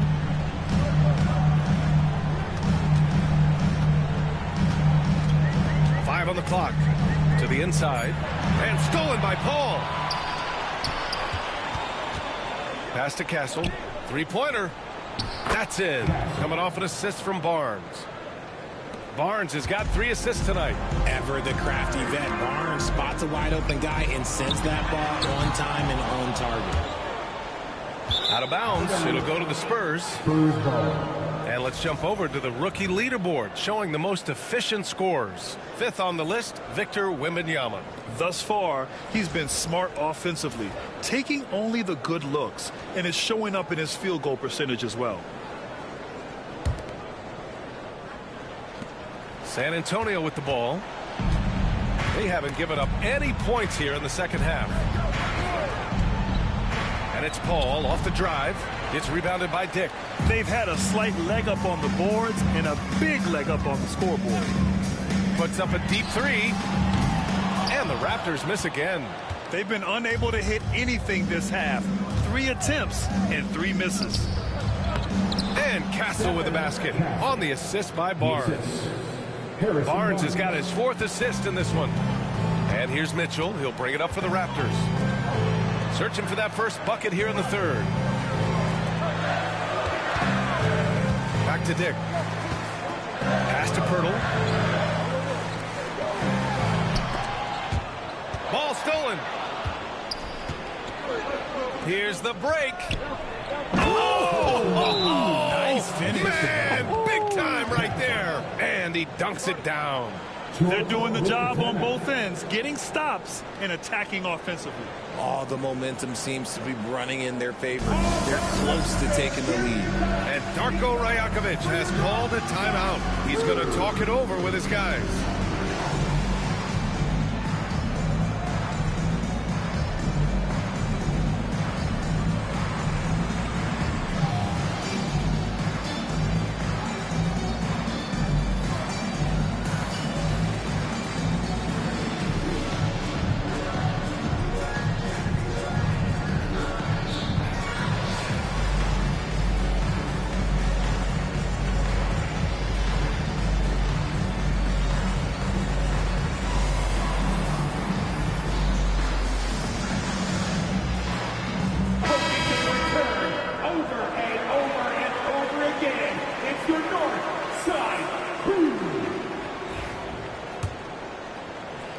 Here's Mitchell.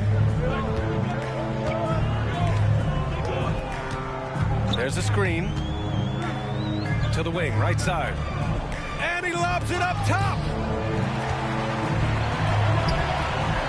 Left side, Barrett.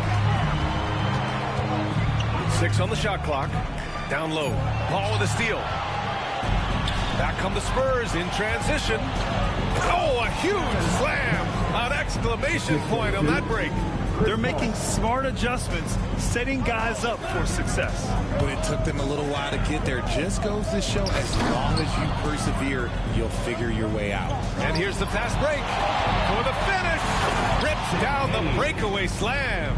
Chris Paul is always thinking pass first. He's so good at finding his teammates, especially when they're open.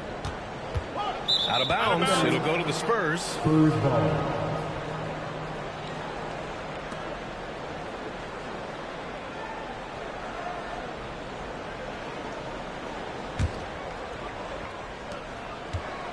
Spurs trail by 4. And they're dialed in offensively.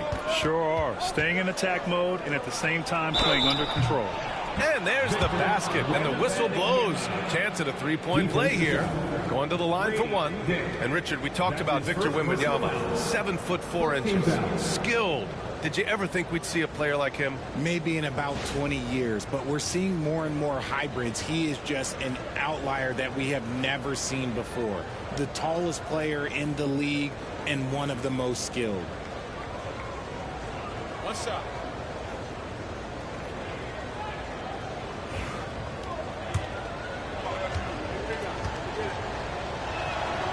And even after a year, the numbers that Wembanyama can put up are staggering. Oh, terrifying what his stat line could look like in 5 years' time.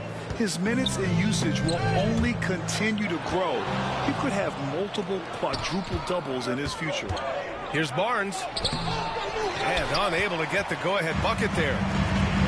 The Raptors have gone 0 for 3 to start the second half. It's the fire he's playing with that has him leading the team in rebounds.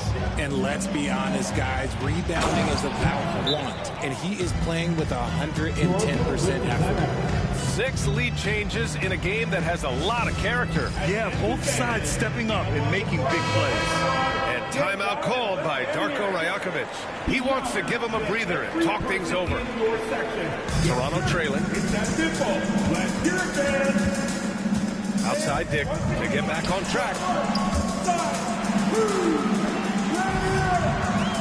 Pass to Abaji. From outside the arc. Ball with a steal. And again, San Antonio on the run. Here's Champagnie. Oh, and he got fouled on his way up. He'll head to the line to shoot 2. Brady Dick picks one up. I don't mind that. I mean, they met him at the rim and temporarily prevented the points. San Antonio shooting their 4th and 5th attempts at the free throw line tonight. That one misses, so he goes 1 for 2. Toronto has got nothing to fall here in the third. 0 for 4. Pass to Abaji. And here's Dick. On the wing, Mitchell. Now here's Pirtle. Clock at 6. Right wing. And stolen by Paul. Here's Wemby. Oh, Wembanyama throws it down. They fought so hard to get themselves in a position to win this game. And it's so much easier said than done, but now it's all about keeping that momentum going for them. Yet another steal from him, and that's his 6th steal of the night. Imposing his will at the defensive end. You gotta love it. Yep, that one goes. And it's a 6-point Spurs lead. All right, guys, let's get your take on the hustle stats for the Spurs. Great heads-up defensive play tonight, creating offensive opportunities for themselves by forcing deflection. And also attacking in transition has been working for them. I mean, credit them for running the break well and being opportunistic. Unfortunately for them, they're reeling at this point. So true. Very little going their way right now at either end of the floor. Here's Battle. Here's Pirtle. Goes back up. And another shot. And he lays it up and in. Pirtle's got 14. This has been a close game in a lot of ways, but they do have an edge on the boards. Outside Johnson. Pass to Paul. Now Barnes. Collins with a screen on Boucher. Just 5 on the clock. Barnes passes to Paul. No good on the 3. Raptors trail by 4. Here's Battle. 7 points in the game. Here's Shed. Boucher outside. Pass to Battle. And the basket by Boucher. Keeping pace here. That's an excellent move inside. And so Paul will bring it up for San Antonio. Just 4 points. That's all they've given up here in the second half. It's hauled in by the Raptors. Pirtle's got 11 rebounds in the game. And they've been able to maintain this lead despite his inconsistency from the field. And finished off by Boucher. And if you try to block his shot, you risk getting posterized because he is good at using that height to his advantage. Pass to Collins to the middle.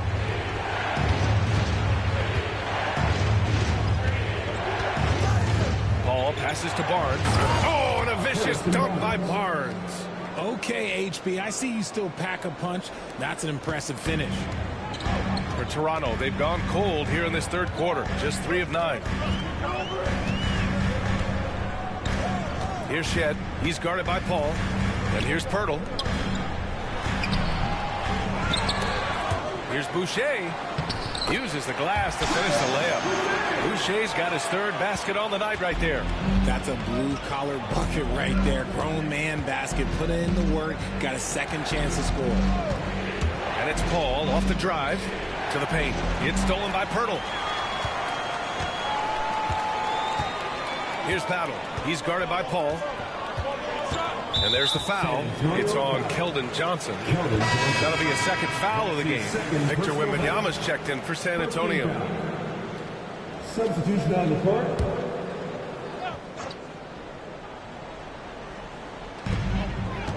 Pass to Shed for the lead. It's hauled in by Wembanyama.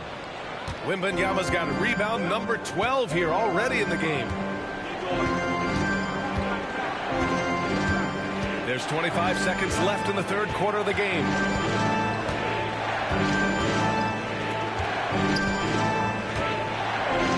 The big man, Wemby for two. A big night for Wembanyama is a career night for most players.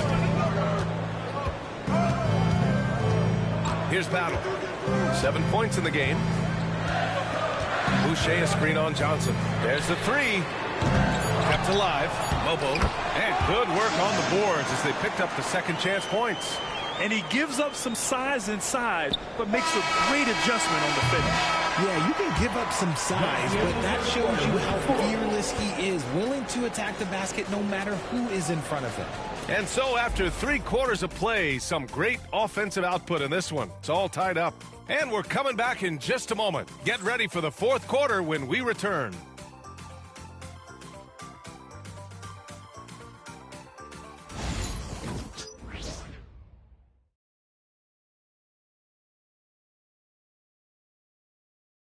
And while we have a chance, let's go to our State Farm assist of the game. You talk about painting a magnificent picture with that dime. Just a great decision and a perfect delivery. A lot of times a spectacular pass is more impressive than a spectacular shot. This is one of those times. And with 3 quarters behind us, we'll start the fourth in what is still anybody's ball game. First team foul. And for the Raptors, they're shooting around 51%. That's a good number. We've got Chris Boucher, and it's Shed in at the 2 spot. So that's the 5 in the game for Toronto. So it'll be 2 free throws. He was fouled in the act of shooting. It's going to be on Victor Wembanyama.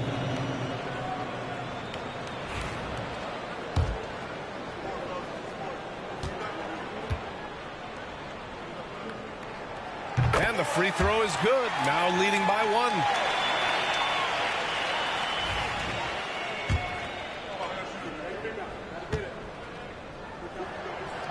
It's both from the stripe. San Antonio's gone 3 of 6 from deep so far. Rebound Toronto. Boucher's got 4 rebounds now. You wonder what the score would be if they weren't controlling the glass. And there's just 1 foul now away from the penalty. Let's look at the energy stats, how the hustle game has been going for Toronto.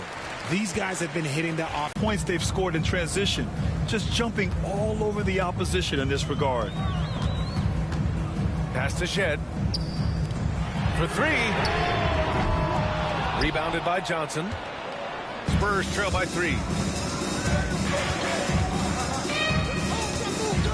On the wing, Vassell. Outside Barnes.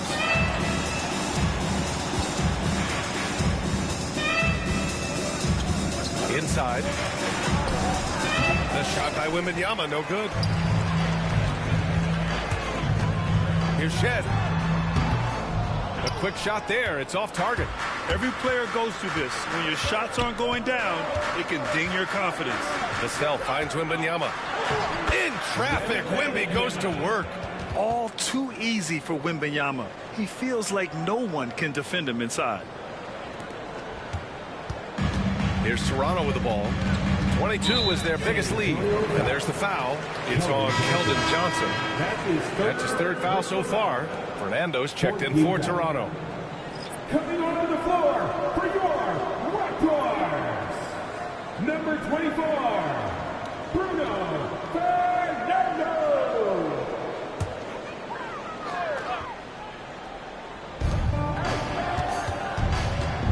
Here's Mobo. From the arc. Rebounded by Johnson. We've gone about 1.5 minutes into this fourth quarter. Wembanyama screen. Johnson passes to Wembanyama. can't connect from short range. Toronto has gone 0 for 2 from outside here in the fourth quarter. Pass to Shed.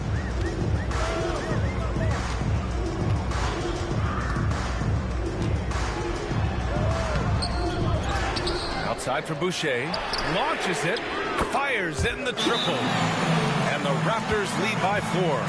And defensively, how do you leave them that open in crunch time?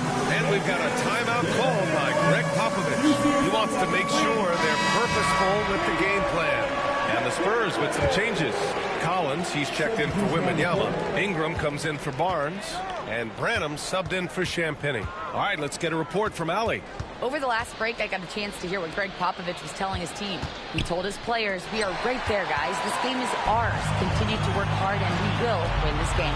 As always, Allie, we thank you. It's stolen by Ingram. Back come the Spurs in transition. And then it's Collins with the dunk. Vassell has always had great instincts, but those have only improved the last few years. You can see it in his passing. Toronto's gone 1 for 3 in the fourth quarter from range. Steps back. Just over 2.5 minutes played now. Final quarter of regulation. And the shot's good. With defense that soft, you have to take them to task. Branham passes to Vassell. Here's Branham.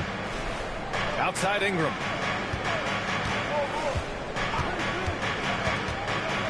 Johnson on the wing. Shot clock at 5.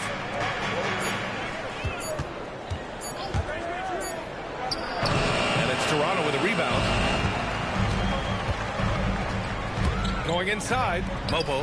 And he takes the feed in stride and slams it home. Just a textbook lead pass right there, putting it right where it needed to be. Tries the spin move. Gets a hand on it.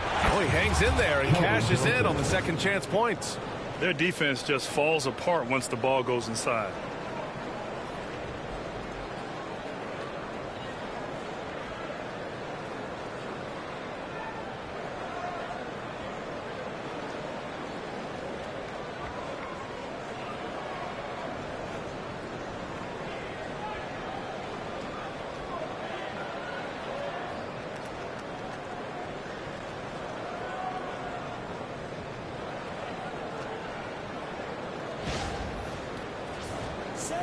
A little over 3.5 minutes in the books now in this fourth quarter. And Darko Rajakovic has called a timeout. He was quite emphatic, demanding the timeout, clearly wanting to address strategy with his team. Right now for your north side.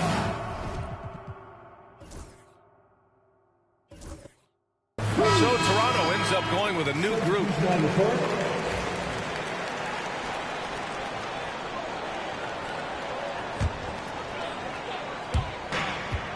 Here's Dick. Deflects the pass. Well-timed pass, and he goes straight to the bucket for the layup. Now just a 2-point Toronto lead. For Toronto, they've gotten 3 of 7 attempts in this fourth quarter to fall. Oh, and a fast break for the Spurs to tie it up. It's rebounded by Barrett. Credit the defensive effort there, not giving him room to operate. And they're pushing it up. Toronto foul. Davion Mitchell. That's his first personal foul. First team foul.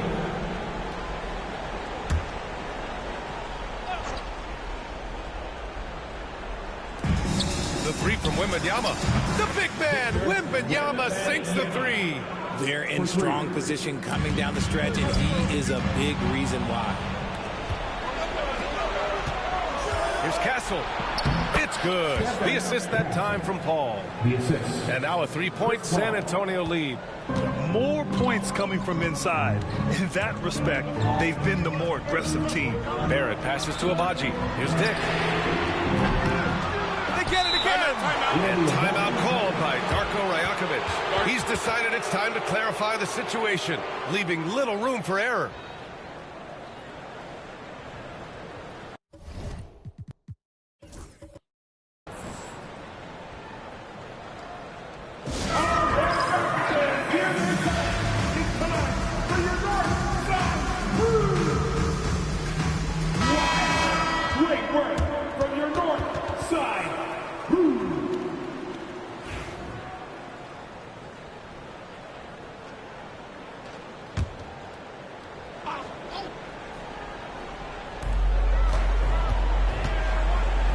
Barrett. Down low to halt the run. And the dunk by Pirtle. And a nice find by Barrett. He has a complete game. Ball passes to Wembanyama. Raptors foul. Raptor Pirtle. That's his first personal foul. Second team foul.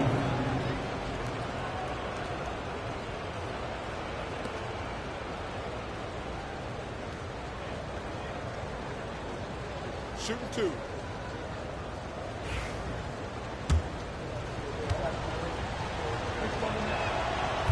And he can't get the first one. Honestly, we have never seen someone like Victor Wembanyama, a skilled 7.5-footer. I mean, the way he moves, it's unreal. And right about now, at this point in the game, there can be a massive difference between a 2- and 3-point advantage. Now, at 4 fouls in the game, he'll start to have to be a little bit more careful with his defense the rest of the way. Personal foul. 15 foul. And he knocks down the first one.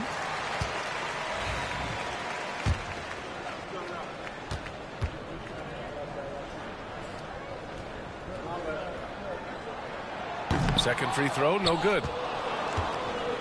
And so it's Wembanyama with it. He brings it up for the Spurs. They lead by 1. Wembanyama double team. Agbaji with a rebound. Agbaji's got 4 rebounds now. And a fast break now for the Raptors. Good chance here for Barrett. That one falls. Nice setup by Mitchell. Mitchell's got assist number 5 here tonight. And you know Barrett wants the ball in his hands, especially on these big possessions. Paul shot is off. If you're looking for ways to help your team, that's last on the list. Not only a terrible shot, but also at the worst possible time. That's just not a good thing. And they're not happy with the call here. Coach has given the signal. He's going to use his challenge. Probably a good idea in such a close contest. And even with the coach's challenge in place, we've seen so many of these personal foul calls still disputed. Gray area in a lot of these calls. But at least we have the option to take a second look, so the officials can be sure they get it right.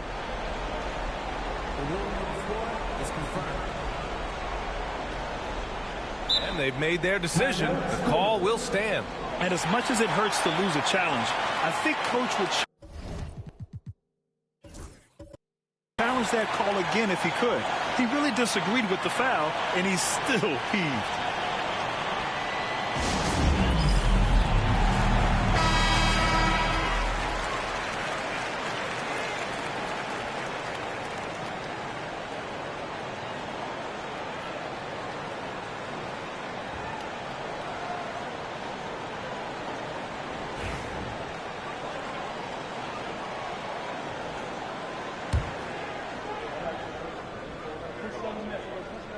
And that one misses. Spurs trail by 3.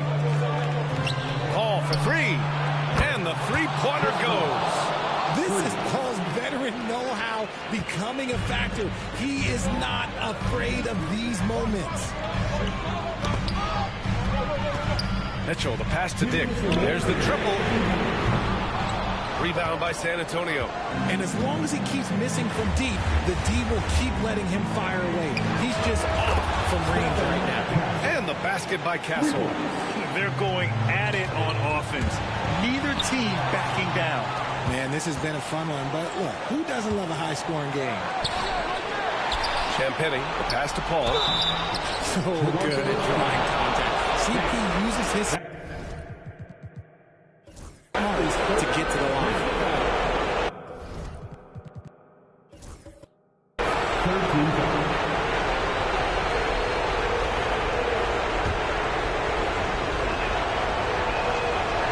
And he misses the first one. Boy, he wanted that one to go. And he ends up making the second. And that gives him a 4-point cushion. The thing I love about Chris Paul is that he is so focused on making his teammates better. Every team would love to have a floor-going away. Agbaji can't hit. You got to move past that one. I mean, they want him to take that again. Yeah, it's a great look for him. One they'll try and manufacture again. Those are the shots you want him to take. Count that bucket. capitalizing inside with ease. Wimby is just so skilled down in this area. To stop the run, and it's laid up and in by Pirtle. Pirtle's got 4 points in the quarter. And you want him taking good shots at this point in the game, and that one was easy. Yeah, it's clear why they go to him in these moments. They know he's going to deliver for them. Well, that was clearly a foul. And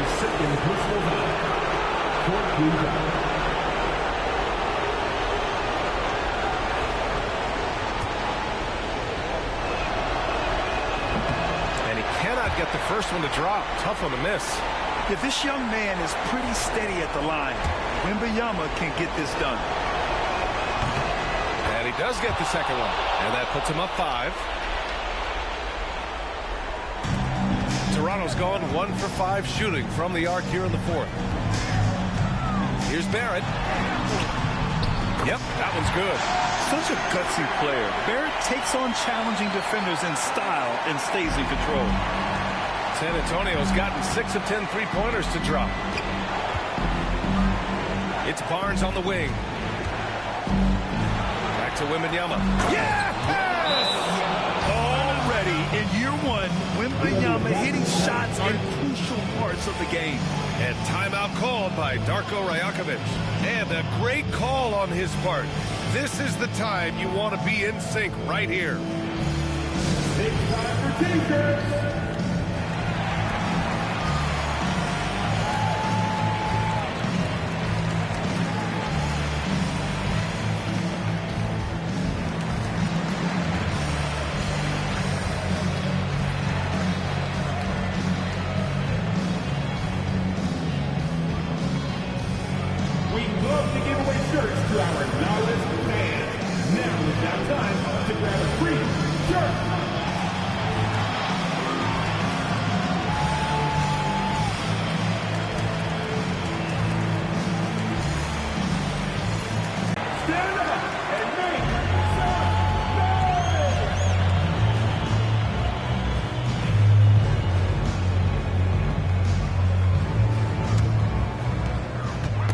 Got a piece of it. Here's Barrett. The shot, no good. Good D by Wembanyama. He takes it in. And the dunk by Wembanyama.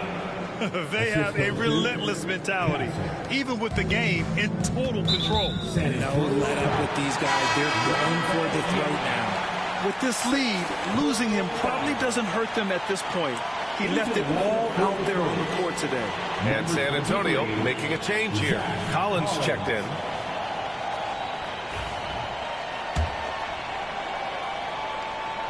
Good on the first, and that trims the lead to 6. And Barrett drops them both. Now here's Paul.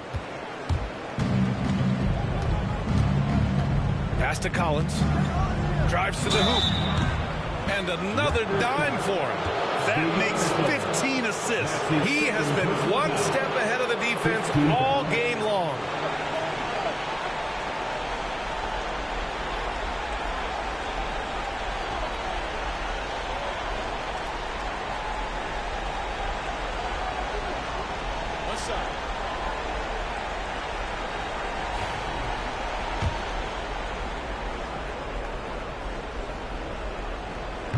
Free throw is good from Collins. 30 seconds left in the fourth. And just not enough time for them to get back in this game. Yeah, they got to be disappointed with this result.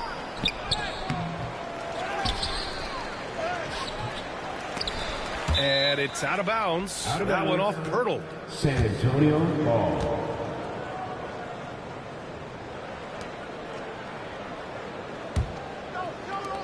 Second shot opportunity. Pirtle grabs a miss. Outside Barrett. Puts up a 3. Money from deep. 7 seconds left in the fourth quarter. And now they decide to foul intentionally. Yeah, and there's no question they have to foul. Now, I'm sure they would have preferred to avoid it. So the first one drops, and that increases the lead to 6. Second free throw, no good that time. He really wanted that one. Toronto calls timeout. They trail by 6. Turning here to our analyst. Points right away. We've seen teams come back from this before. Smart to take the timeout and get everybody focused on exactly what needs to be done. There's 6 seconds left in the fourth.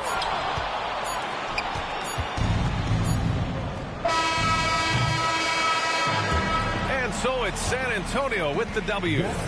This was a hard-fought, well-earned victory for them. They had to dig deep to come out on top. Yeah, you know, some teams might buckle under the pressure towards the end. The crowd was so amped up, such a hostile environment, but they stood tall and got the win. All right, Allie's ready to go. She's courtside. Hey, Allie. HB, you have playoff experience. What's your advice to these teammates to get to that level? We have the talent, we have the coaching. It's just a matter of every day approaching that with that mindset that we're going to go take it. And I think if we come out with the energy and focus that we've shown that we can do, we'll put ourselves in a great position to have fun in the postseason. The mental is just as important as the physical. Thanks so much, HB. Thanks, Allie. Great interview once again. And that's going to do it tonight, folks, for our broadcast. For Grant Hill, Richard Jefferson, and Allie LaForce, this is Brian Anderson. Thanks for watching the NBA, presented by 2K Sports. And time now to introduce our player of the game, Victor Wembanyama.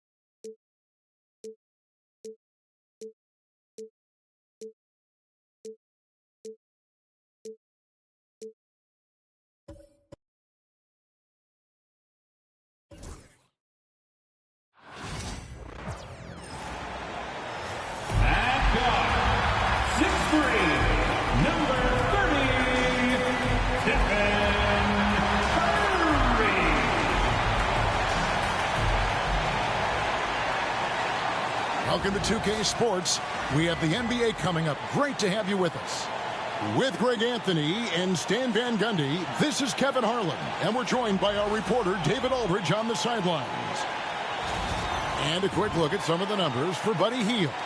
And guys, this effective field goal percentage is trending in the wrong direction over the past 5 games. Shot discipline hasn't been the best. They'll be looking to play a smarter game tonight. Now look at Memphis's starting group. Jackson is out there with Santi Aldama. Then there's Smart. Then it's Pippen. And it's Edey in at the 5 down low. And for the Warriors, up front, it's Green at the 4 with Jackson Davis at the 5. DeAnthony Melton out there with Curry. And it's Wiggins in at the 3 slot. And these two teams are both aggressive, attacking in transition. Well, you've got to play to your strengths, right? But really, the league in general is looking for early offense. These teams, no different. Now here's Pippen. There's a screen by Aldama. That shot is off. Wiggins with some nice D. Green, the pass to Curry. Good. Great play by Green to set it up. It doesn't matter if it's off the bounce or off the catch. Curry never loses rhythm on his jump shot. Bounce pass, Pippen. Aldama passes to Jackson. Back to Aldama. Jackson setting the pick here for Pippen. Just 5 on the clock. And that one, good. Here's Curry. A dependable source of points for his team, averages just under 24 points a game. And Wiggins throws it down. No stopping Wiggins there. You have to respect his aggressiveness and fighting mentality. The Warriors only shooting 71 really on the season, so there is plenty of room for improvement.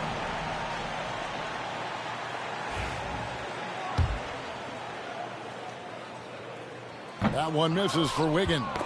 And for the Grizzlies, 2024 stand was marked by an unprecedented amount of injuries. Well, Kevin, they used 51 different starting lineups. That's the most in NBA history, and they were also forced to use 12 injury hardship exceptions.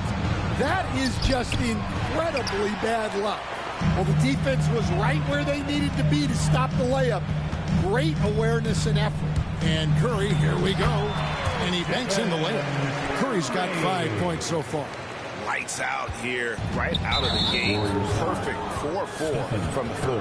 And Stephen Curry with the foul. That is his first foul of the game. And in the first, a little over a minute and a half in. Pippen against Curry. Over to the left wing. Now Aldama. He's provided them with some scoring punch and is averaging 13 points a game. Well, not the place Aldama makes the biggest impact. He specializes elsewhere on the court. This is his first chance at the line tonight.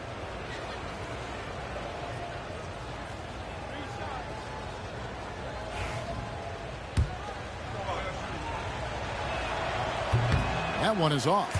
Greg, since reaching 5 consecutive NBA Finals, the Warriors have missed the playoffs 3 of the past 5 years. And to be fair, they did go 46-36 last season. They were 10 games over 500 last year. So they weren't a bad team, but Golden State doesn't just expect to be in the play-in. They want to be a contender. The Warriors have gone 4-4 to start, so a nice offensive rhythm to start here. Curry can't get it to go. Not a problem when that's your first miss of the game. Strong start. Here's Heaney. It's hauled in by Jackson Davis. Yeah, slow start for them offensively. 1 for 5. They need to be more patient and find a better look. It's blocked. And here's Smart. He had 15 points last outing. Pippen outside. Pippen is doubled. DeAnthony Melton picks up the foul. That'll be his second foul of the game. And it's still early in the period, and they're only 1 foul away from being over the limit. Buddy Hield, he's checked in for Golden State.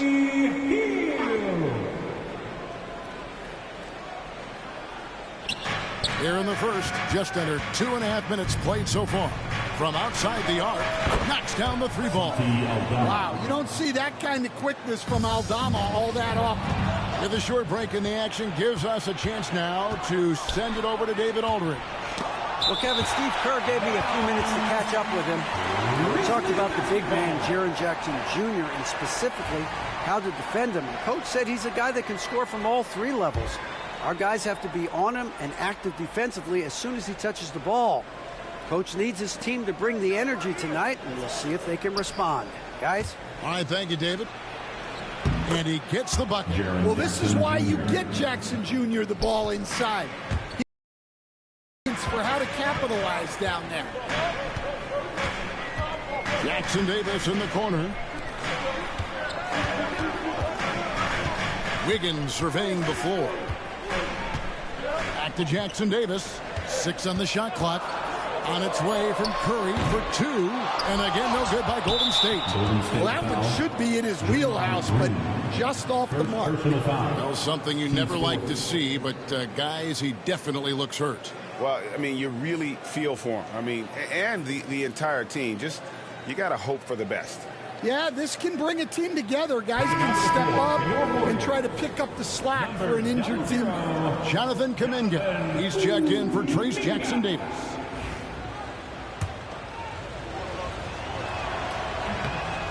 That one drops. He ties it up. Well, here we are, Stan, beginning of the season. Certainly, what has stood out to you so far in these early days?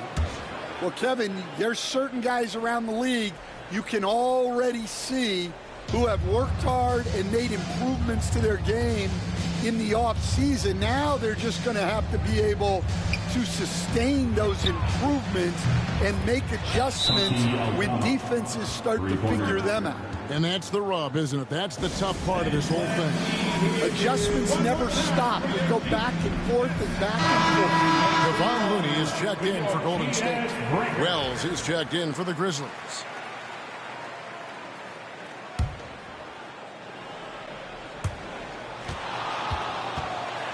And first quarter, we're about 3.5 minutes in. Curry against Pippen. Kuminga, screen on Pippen. Over in the corner, Looney. Pippen against Curry. Shot clock at 5. Shot to stop the run. The Grizzlies pull it in. They're getting their first look of the season at the Warriors in this one. Here's Aldama. And again, it's Memphis with the 3. All these threes they're giving up have really been the driving force on this run. Curry dishes to Kuminga. And the call will go against Jonathan Kuminga. That's his first foul. Yeah, really good defensive play to cut him off there and square up. Glad we got the chance to see that remarkable rejection.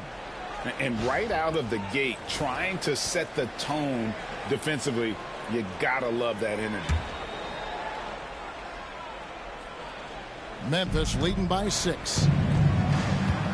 And the points coming for them now, Greg, in bunches. And we're seeing what a high-octane offense should look like. And it just seems that every pass they make is leading to a score. Just great ball movement. And the rejection by Jackson. Well, he certainly had trouble finding the mark this quarter. Shots good by Pippen. And now we'll get a perspective here on how the hustle game has been going for Memphis. Well, their defense has been really impressive, especially the number of blocks they've managed to get. It's not easy to keep denying guys at the rim. And, guys, they've also done a great job generating offense from their defense, forcing turnovers and making the defense pay for those mistakes. Now an update on Trace Jackson-Davis from David Aldridge. David, what'd you find out? Hi, guys. The head athletic trainer for the Warriors gave us some information. He said it appears to be a moderate wrist sprain. He won't return for this game, and depending on the final prognosis, he may miss a number of games before making a return. I'll let you know more details as soon as I find them out. Kevin? David, thanks for checking in. On top of it as always. It's interesting. Even with the advancements in strength and conditioning, injuries continue to impact the game. Well, this is a high-impact sport, and the league continues to get bigger and faster. Now here's Pippen after the miss from Stephen Curry. Pass to Jackson. Here's Aldama. Pippen outside. Now Wells. Three-pointer. They get it back. Aldama. Outside for Pippen. Tries it again. And it's good off the back of the rim and in. Pippen's got 6. Warriors trail by 13. It's an odd stat, but what I'm going to throw out there anyway, the Memphis Grizzlies set an NBA record last season for players used in a season. Kevin, this isn't football, right? They had 33 different guys suited up last season. That tells you how difficult it was. Constant change, hard to build chemistry, and let's face it, hard to win games. And here are the Warriors now after Memphis gets the 3. Here's Curry. Pass to Looney. Pippen with it. Outguarded by Hield. Here's Jackson. That ball's nicely on the feed that time from Pippen. Pippen's got 3 assists in the game. Kuminga kicks to Curry. And there's the whistle. 3-second violation. Now let's step back and look at the top passing teams in the NBA this season. The real stats, the real scores from the real NBA. Second, the Grizzlies. And third, the Warriors. These two teams have really passed the ball well all season. They share it, they move it. It's really a pleasure to watch how they approach the game. Draymond Green, he's checked in for Golden State. Podziemski's coming in for Stephen Curry. Conjar with it, covered by Wiggins. They double him with Wiggins. Down to 5 on the shot clock. Memphis needs to get off a shot here. And he hits it just before the shot clock expires. Defensively, they've been a step slow here to start. Got a piece of it. It's stolen by Aldama. And let's head over to the sideline and catch up with David Aldridge. Kevin, the Grizzlies retired Marc Gasol's number 33 last season. You may recall he moved to Memphis in his teens, watching his older brother Powell play for the Grizz. Mark said, I had a very unique perspective, that of a fan. When I came back as a Grizzlies player, I carried that with me. Kevin, that pride certainly showed. Pride's a great word to use. No question, D.A. Thank you. And the Warriors making a change here. Looney's checked in. Memphis also making some changes. Laravia's checked in. And Marcus Smart is subbed in for Conjar. Here's Kuminga. Here's Looney. And foul on the shot, so he'll get a chance at the line. First personal foul. The Warriors have shot just one free throw, missing that one earlier.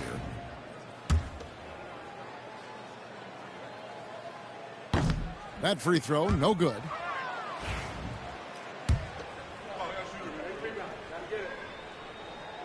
So he comes up empty at the line.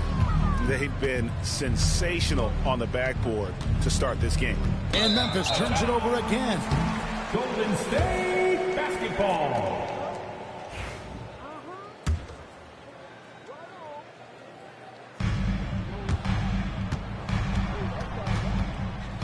Now 8 seconds separating the two clocks. Trying to end the drought. Green, no luck. Whoops. Got caught in between moves there on his way to the rack. Kennard with the ball. Outguarded by Hield. Oh, this is exactly the kind of opportunity you don't want to waste. Here's Podziemski. Guarded by Smart. And the Warriors miss again. And we've got a whistle. The refs are indicating it's a transition take foul. It's going to be a shot and the ball. The Grizzlies shooting their 5th attempt at the line in the game. And their success rate on the season, right around 77%. That free throw, good from Kennard. For your Warriors, Andrew Wiggins, Stephen Curry. 1 second left. The shot will not fall. And so it's Memphis, sitting on a 21-point lead to end the quarter. Defensively, they have gotten after it, contesting every shot going up. And we'll be right back after this.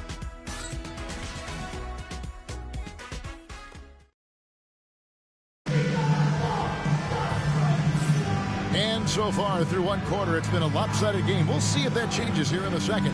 And the Grizzlies have been rolling right along, haven't they? I mean, offensively, I thought they did a good job of protecting the ball. And defensively, boy, were they disrupted. Well, their defense was incredible. Wreaking havoc and coming up with steals left and right. Just a tremendous effort. The post pair for them. It's Green and Looney. Podziemski out there with Buddy Hield. And it's Kuminga in at the small forward. That's the group for the Golden State Warriors to start the second quarter. And the Grizzlies leading by 19. Here's Laravia. Hits some rim on the way in, and the bucket's good. Laravia's got his first points in this one. Now we saw it in Boston, and we're seeing it in Memphis. Marcus Smart is a key piece in any lineup, Stan. Yeah, look, you can just plug Marcus Smart in, especially to your defense. Multiple times on the all-defensive team, and he became so much better being able to run an offense, direct traffic, keep a team together. And if he can just stay healthy, that will be maybe the missing part of his career. Yeah, and that's the challenge right now. And it's the Warriors' ball. And these guys are winning games by at least 11 points per game. I mean, they're beating up on teams in historic fashion. And these guys are bringing back memories of that monumental season the 71-72 Lakers had at just over 12 points. These guys are nipping at their heels. And it's Green missing. Grizzlies have gone 2 of 3 from the field here to open the second quarter. And Kennard wide open. He shoots. Good, and Smart gets the assist. Smart's got 4 assists now tonight. Now here's Kuminga. What a tremendous game he played against Dallas. And now the Grizzlies, fast break. And then Clark slams it in. Quick off the floor and powerful. Clark loves to attack that rim. Over in the corner, Green. Outside, Smart. With the floater, he takes it up and lays it in. Yeah, they're going to have a nice little run here. Timeout called the Warriors.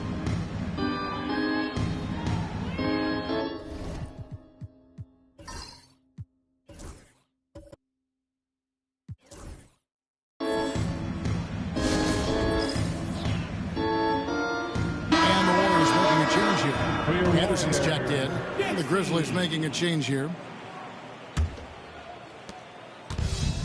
The Warriors shooting 31%, not looking sharp offensively, to say the least.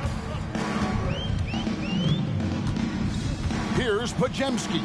Conchar covering. And there's a whistle. That goes on John Conchar. That is his first foul of the game.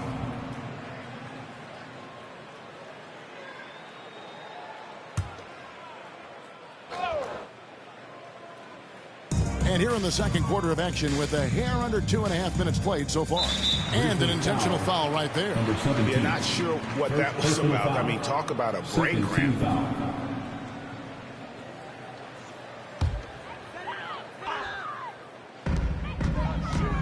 Kuminga finds Heel. Now, here's Looney. And joining us now by phone is insider Shams. Give it to us. Well, guys, teams are all grappling with this new CBA, especially the dreaded second apron. Fans possibly unclear on what it means. Honestly, even front offices are still navigating the complexities of the new restrictions. But basically, it has become harder for teams to spend big and acquire new players under the current systems. We'll see, guys, how this impacts everyone moving forward. Something to keep an eye on, no doubt. All right, Shams, thanks a lot.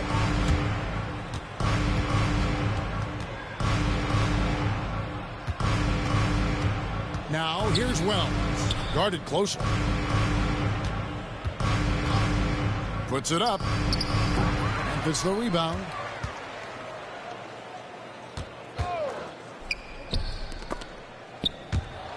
And we're going to have a jump ball. It's tied up there. Jump ball.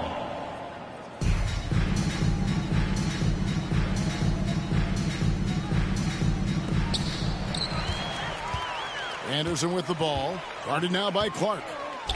Here's Pajemski. From outside, off the mark. +8 in the rebound differential. One more reason why they're in control. They get the rebound. Over to the wing. Stolen by Anderson.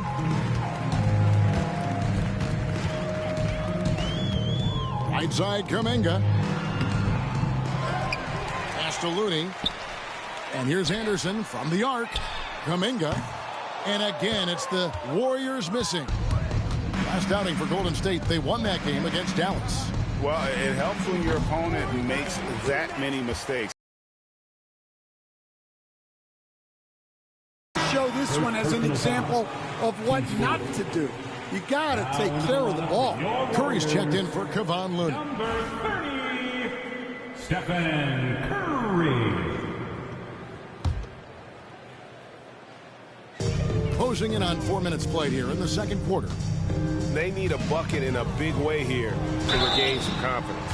And the whistle blows as the basket counts and a three-point play chance right here. One free throw coming up. The Warriors shooting their 6th attempt at the charity stripe in the game. Third personal foul. 15 foul. Well, a player like Anderson will always have a role because he's a glue guy who can do a little of everything, and he doesn't need the ball to make an impact.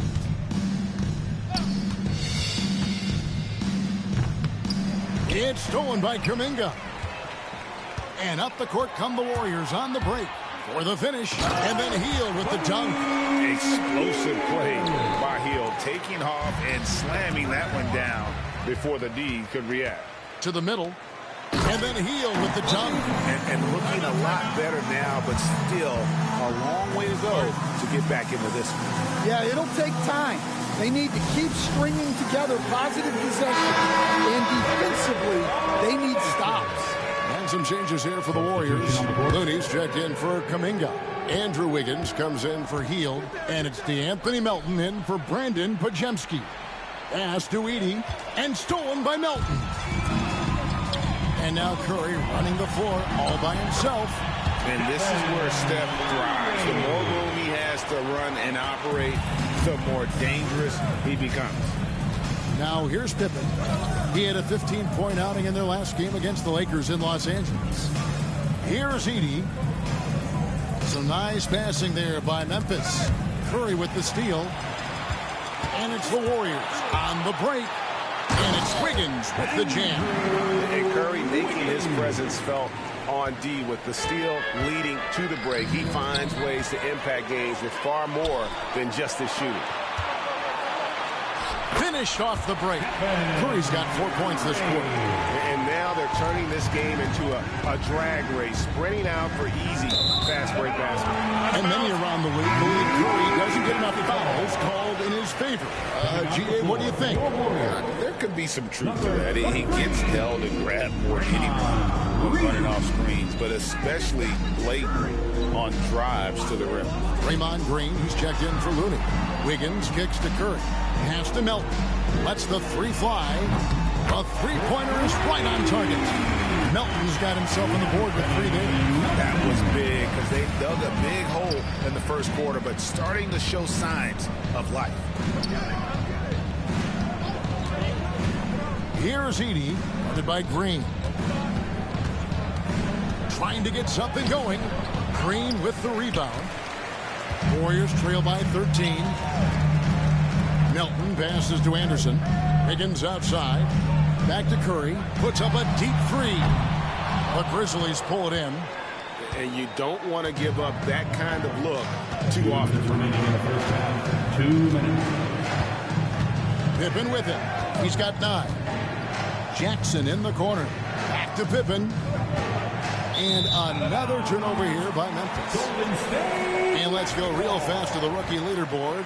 These are the rookies shooting the highest percentage from the floor this season. Well, you look at Edey, leading the league in field goal percentage. He always gets good looks. And the numbers say it all. I mean, he's tremendously efficient at scoring the basketball around the rim. He's almost automatic. Jonathan Kuminga, he's checked in for the Warriors. The Grizzlies also making a change. Smart's checked in for Conjaw. We've got a timeout called by Taylor Jenkins. He wants to regroup and go over the strategy. And now, quick review at the numbers for Draymond Green.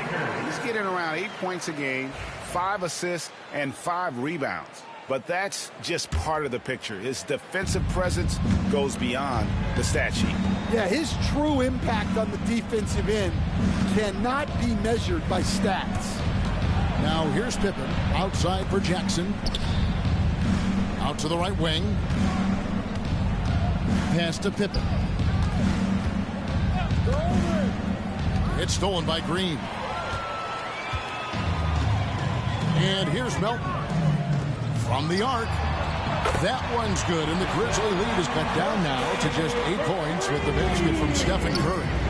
Let's look at the energy stats, how the hustle game has been going for the Warriors. Well, so far they've done a great job of reading the offense and repeatedly putting themselves in the right place to interrupt the play and force turnovers. And they've also done a great job turning defense into offense tonight, creating turnovers and capitalizing on the other end.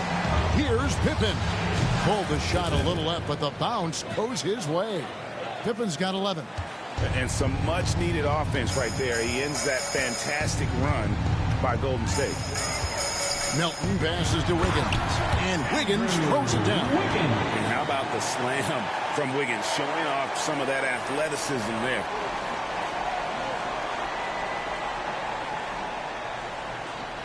Unable to get the ball in bounds. They get called for the 5-second violation. Just a sloppy quarter of basketball. Turnovers now becoming an issue. It's Curry outside. Good. Great play by Green to set it up. Green's got 3 assists in the game. Pippen for 3. Edey gets the bucket. Edey's got his first basket. And they keep hammering away at him inside, forcing the ball into the paint. Pass to Melton. Back to Curry. They double-team Curry. Kuminga with a wide-open look. No good on the triple. For Memphis, they come in off the loss to Los Angeles. And defensively in that one, they needed to come up with big stops to quiet that crowd, and that's obviously easier said than done. Well, on the road, your defense needs to withstand runs from the other side, and that wasn't the case for them. So that'll be it for the first half. Fairly even battle underway in this one. Grizzlies lead by 5. And now we'll send it over to David Aldridge, who is standing by courtside. David. Thanks, Kevin. Alongside. Thanks for the great interview, David. And we'll be back for the third quarter of basketball following halftime. Please direct your attention to center court and get ready for the fan half-court shot. Drums, please.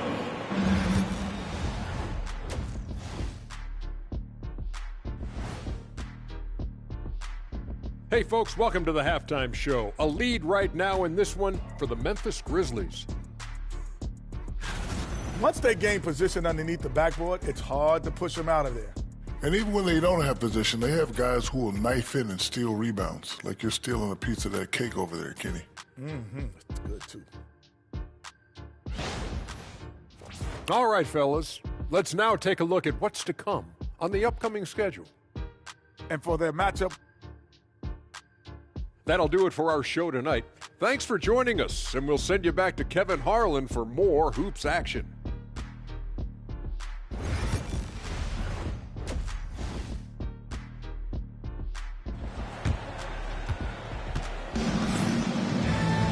And after a fairly even first couple of quarters, the second half could turn out to be a great one as both teams try to gain an edge.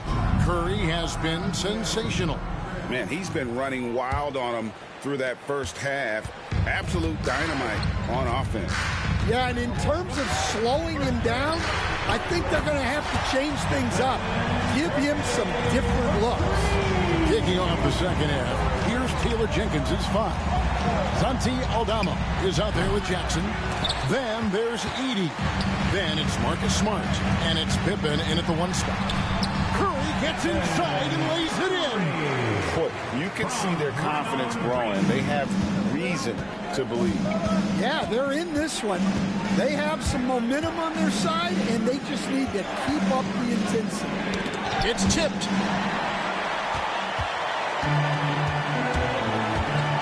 Nobody near Melton. And no good. Had a chance to take the lead there. Memphis has gone 6 of 10 from three-point range, up over 50% for the ball game. Jackson from long range. The Warriors pull it in. Green's got his 6th rebound on the night. And to me, Draymond Green really embodies the idea of a high IQ play. He can read the opposition, predict where a play is going. And those instincts aren't something that can be easily taught to anyone. Jackson finds Aldama. Trying to find Jackson. He's got it now. And here we go. Wiggins heading to the hoop. And it's Wiggins with the jam. And really gifted in terms of the physical attributes. And we really see that when Wiggins is out on the break. Here's Edey. And just miss after miss right now. And out of the gates here in the second half, they have not started well. 0 of 3. Santi Aldama. Second personal foul. First team foul.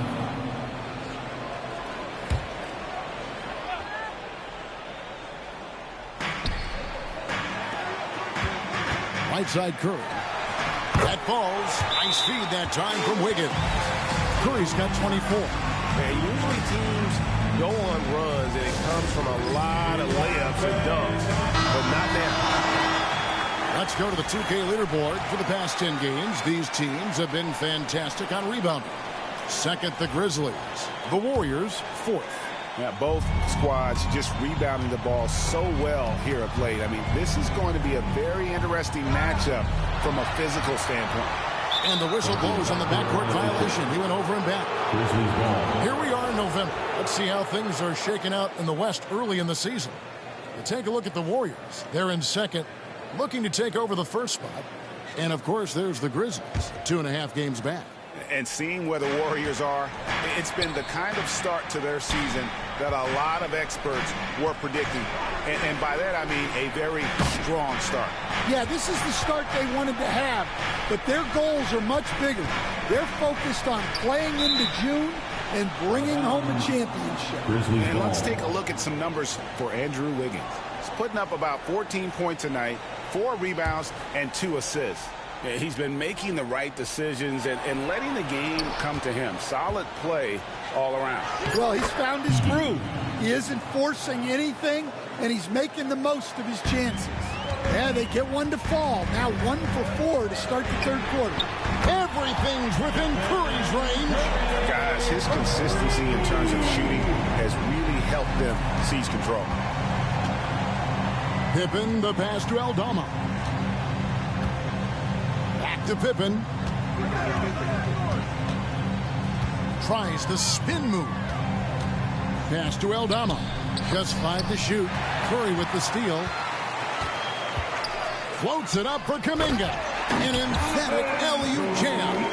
And Curry isn't just a lights-out scorer. He's also efficient at moving the ball and getting it to his teammates.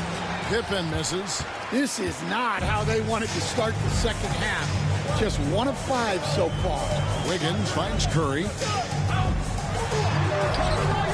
A chance there to push it to double digits, but it's off the mark. Here's Aldama. Oh, and he almost had a 4-point play right there. He'll go to the line with a chance for 3. Defense way up on Aldama there. He barely had any room, hence the whistle. This league, Stan, is so deep with talent. Are there any players who you think get overlooked in the conversation? That's a great question, Kevin. I mean, there are some guys who I think get underrated because they play with other guys who are so talented and draw the attention. One guy that I have really seen lately that I think has been better than people think is Grayson Allen. The best three-point shooter, or one of the best three-point shooters in the NBA, and a very underrated defender. And he's evolving, isn't he? Looks like he's working on other parts of his game, but he's always been able to shoot, which has been his calling card. And he's a much more athletic guy than people give him credit for. Jackson has the open look. Off target from outside. Warriors leading by 9. And now we've got some time to check in from the sideline. You got for us, D.A.? Kevin, last season, Draymond Green got his three-pointer going again.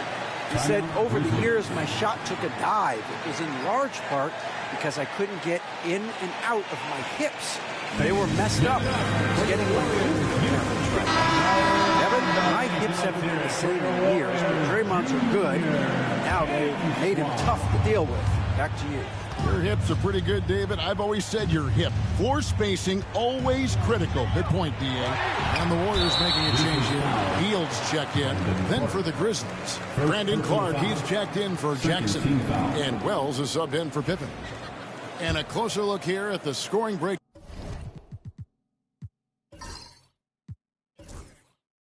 Down for the Warriors.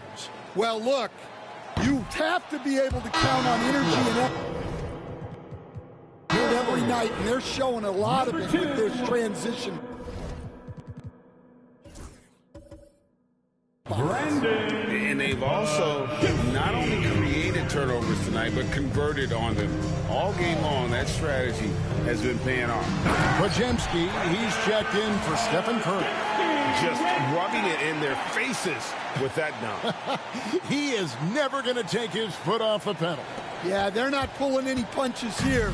Even the guards are attacking the basket. Smart, wide open, he fires. Connects from three-point range. Three-pointer. Smart's got his second basket of the night. Green, the screen. Here's Podziemski. That's good by Green.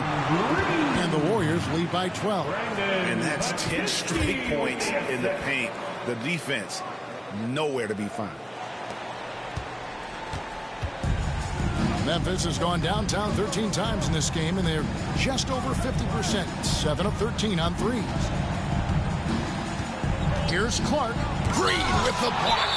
No matter what night it is, Green seeks to intimidate and more often than not succeeds. And now let's take a look again at that incredible rejection. And this is how you protect and grow a lead, by making a huge effort on that end of the floor. Kennard, he's checked in for Smart.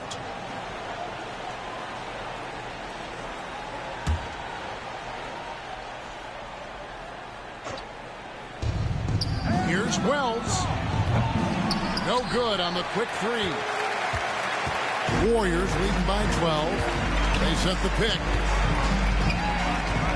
To the inside. Looney. Lead pass was put in just the right spot. Man, just adding insult to injury. He just waltzes inside and extends his lead. Well, it's not going to get any easier if they can't improve their defensive intensity. They got to show some fight. Stephen Curry's checked in for the Warriors. And Memphis also making a switch. Konchar's checked in for Edey. The Grizzlies trail by 14. Now Kennard. He's got 6. Down low. Here's Clark. Draymond Green grabs the miss. Green's got rebound number 10 tonight with that last one.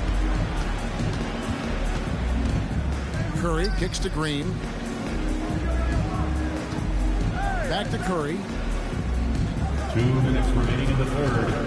Healed against Kennard. 4 on the clock. Here's Green. Misses off the left iron. Yeah, trying to get separation from the defense right there. Just couldn't get it to go. And the shot goes in. Kennard's got his 3rd basket of the night. At this kind of range, it might almost be too easy for Kennard. Green, the pass to Curry. Healed outside. Kennard against Curry. Three-pointer, Healed. Konchar pulls it in. Not quite enough defense that time around. Just lucky he was off. Memphis moving it around. A 3-ball. Aldama can't hit.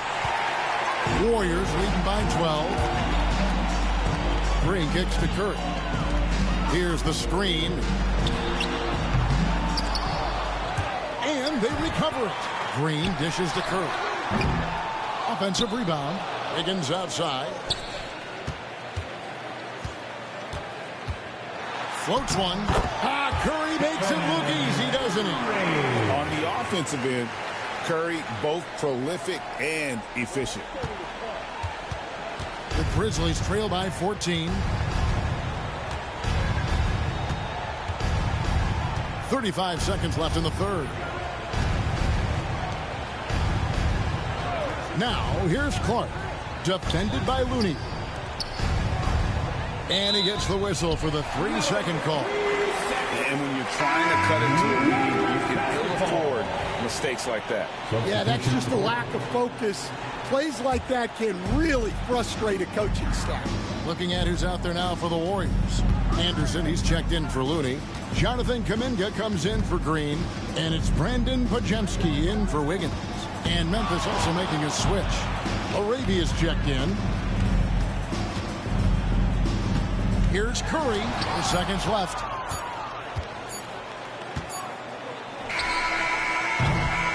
It's been all about Stephen Curry for the Golden State Warriors. That quarter had to take a lot out of him. He racked up 12 points. And don't go away. We'll be right back.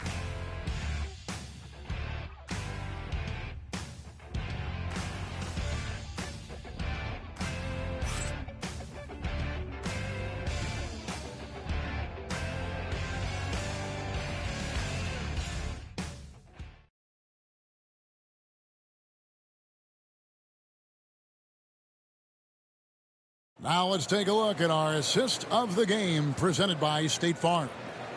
Yeah, an easy choice tonight. Look at the precision on this pass. Put it on a platter for him. Yeah, that's high-level playmaking. He makes it look easy, but it's not. And there have been two very different performances from these teams today as we get going in quarter number 4. So with Curry sitting on the bench, here's the group that Steve Kerr has on the floor. They've got Kyle Anderson. Moses Moody is out there with Jonathan Kuminga. Then there's Brandon Pajemski, and it's Hield in at the 2. Here's Pajemski.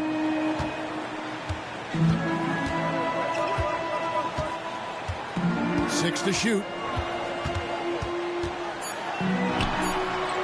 What a terrific move that was.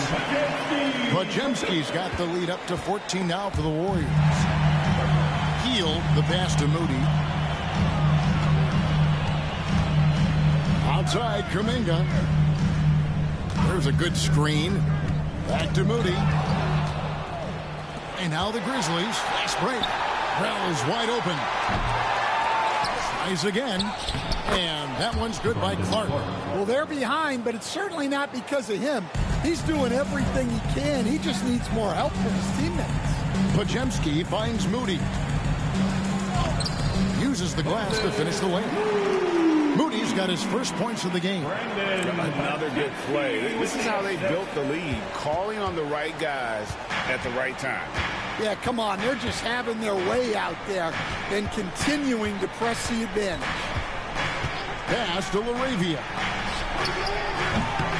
No good with the triple. Warriors leading by 14. Anderson inside. Kennard covering. And here is Kuminga. There's a screen. Inside, Moody.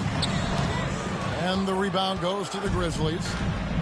Wells has got his 4th rebound in this one. And he stuffs it. What a pass to set him up. Any chance you get, you want to put yourself in a position to succeed, and that's what he did there. Well, converting on those transition opportunities is just so important. Some changes for Golden State. Waters is checked in, and it's Stephen Curry in for Brandon Pajemski. Jackson, he's checked in for the Grizzlies. To the middle, here's LaRavia. Throws it down as the official calls the foul. It may be a 3-point play. Jonathan Kuminga picks one up. Yeah, you have to be so worried about Kennard's shot. That opens things up for others.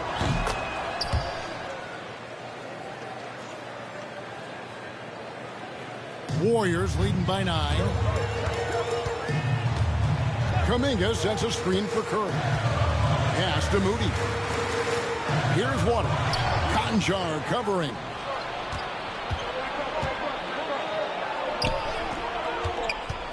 Back to Clark.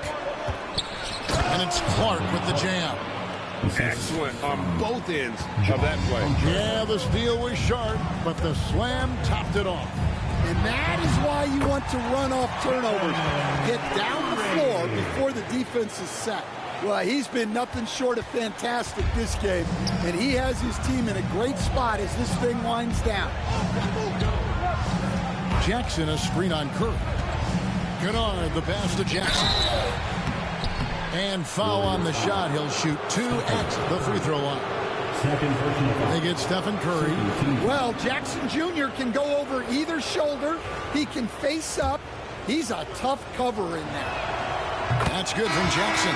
And last season, with all the injuries for the Memphis Grizzlies, Stan, Jaren Jackson had to play a bigger role and was effective. Yeah, Kevin, I think we were all a little surprised at his offensive game. You know, he got more opportunity and we saw him doing more things. He also played more at the center spot, you know, so he's become a great two-way player. We knew he was always an elite defender. Absolutely. And he sinks the second. Conjar with it.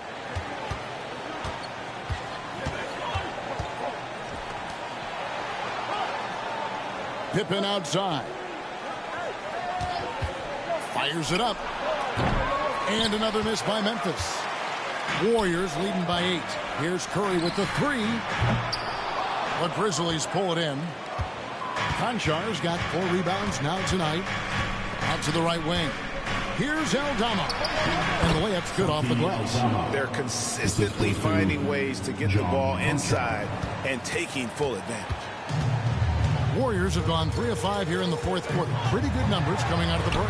Good on the shot. Curry's got 4 points now in the quarter. And the driving force behind multiple chips. Curry knows when and how to take over at the offensive end. Pass to Konchar. Here's Aldama.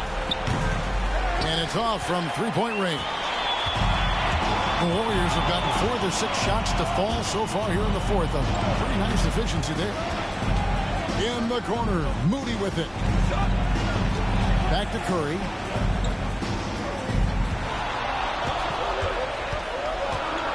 Here's Santos. Shot clock at 2. Golden State needs to get off a shot.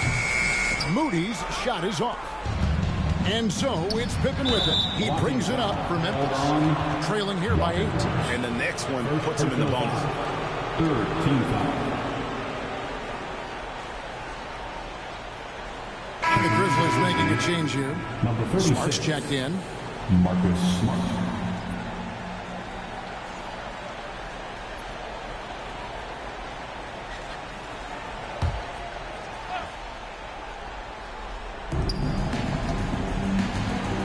Pippen against Kuminga. Here's Smart. And another miss by Memphis. Warriors leading by 8. Moody the pass to Curry.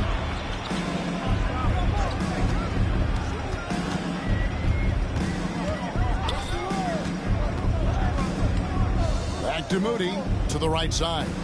Clock at 6. 2 free throws coming up, and they call the shooting foul. First personal foul. Clever move by Curry, taking the foul, but still getting the shot off. Free throw good, Curry. And the Warriors making a change here. Green's checked in.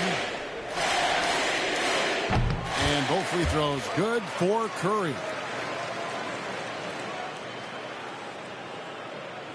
The Grizzlies trail by 10. Pippen for 3. And Moody pulls it down.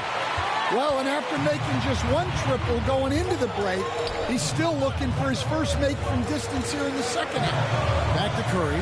Golden State moving it around. And here's the fast break. Here's Smart. The shot's good on the assist by Pippen. Well, you know Smart is going to hustle back in transition. He's got that fire. Curry with it. He's picked up by Pippen. They blow the whistle just as he gets it off. That's 2 points with a chance for another one at the stripe. Well, the defense did everything they could there, but his skills as a finisher, wow. Second personal foul. Third team foul.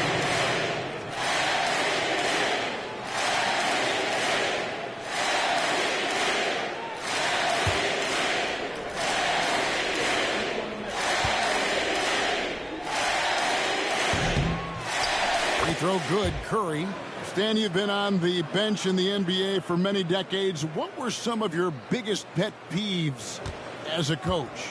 Oh my gosh, Kevin, that would be a long list. But the 2 biggest would be this. I think number 1, anytime there was a lack of effort, you're not running back on defense, things like that.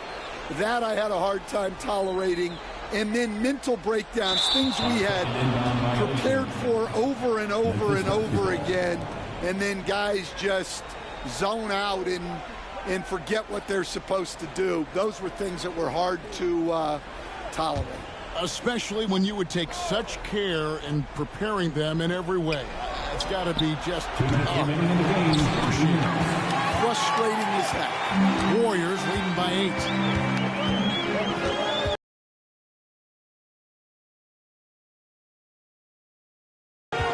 We've got 1:48 left here in the fourth quarter. And you could tell he thought that triple was going to fall. Pippen feeling it out a bit. And he dumps it down. And he can time his passes so perfectly. Wow, what an assist. Warriors have gone 5 for 9 from the field in the final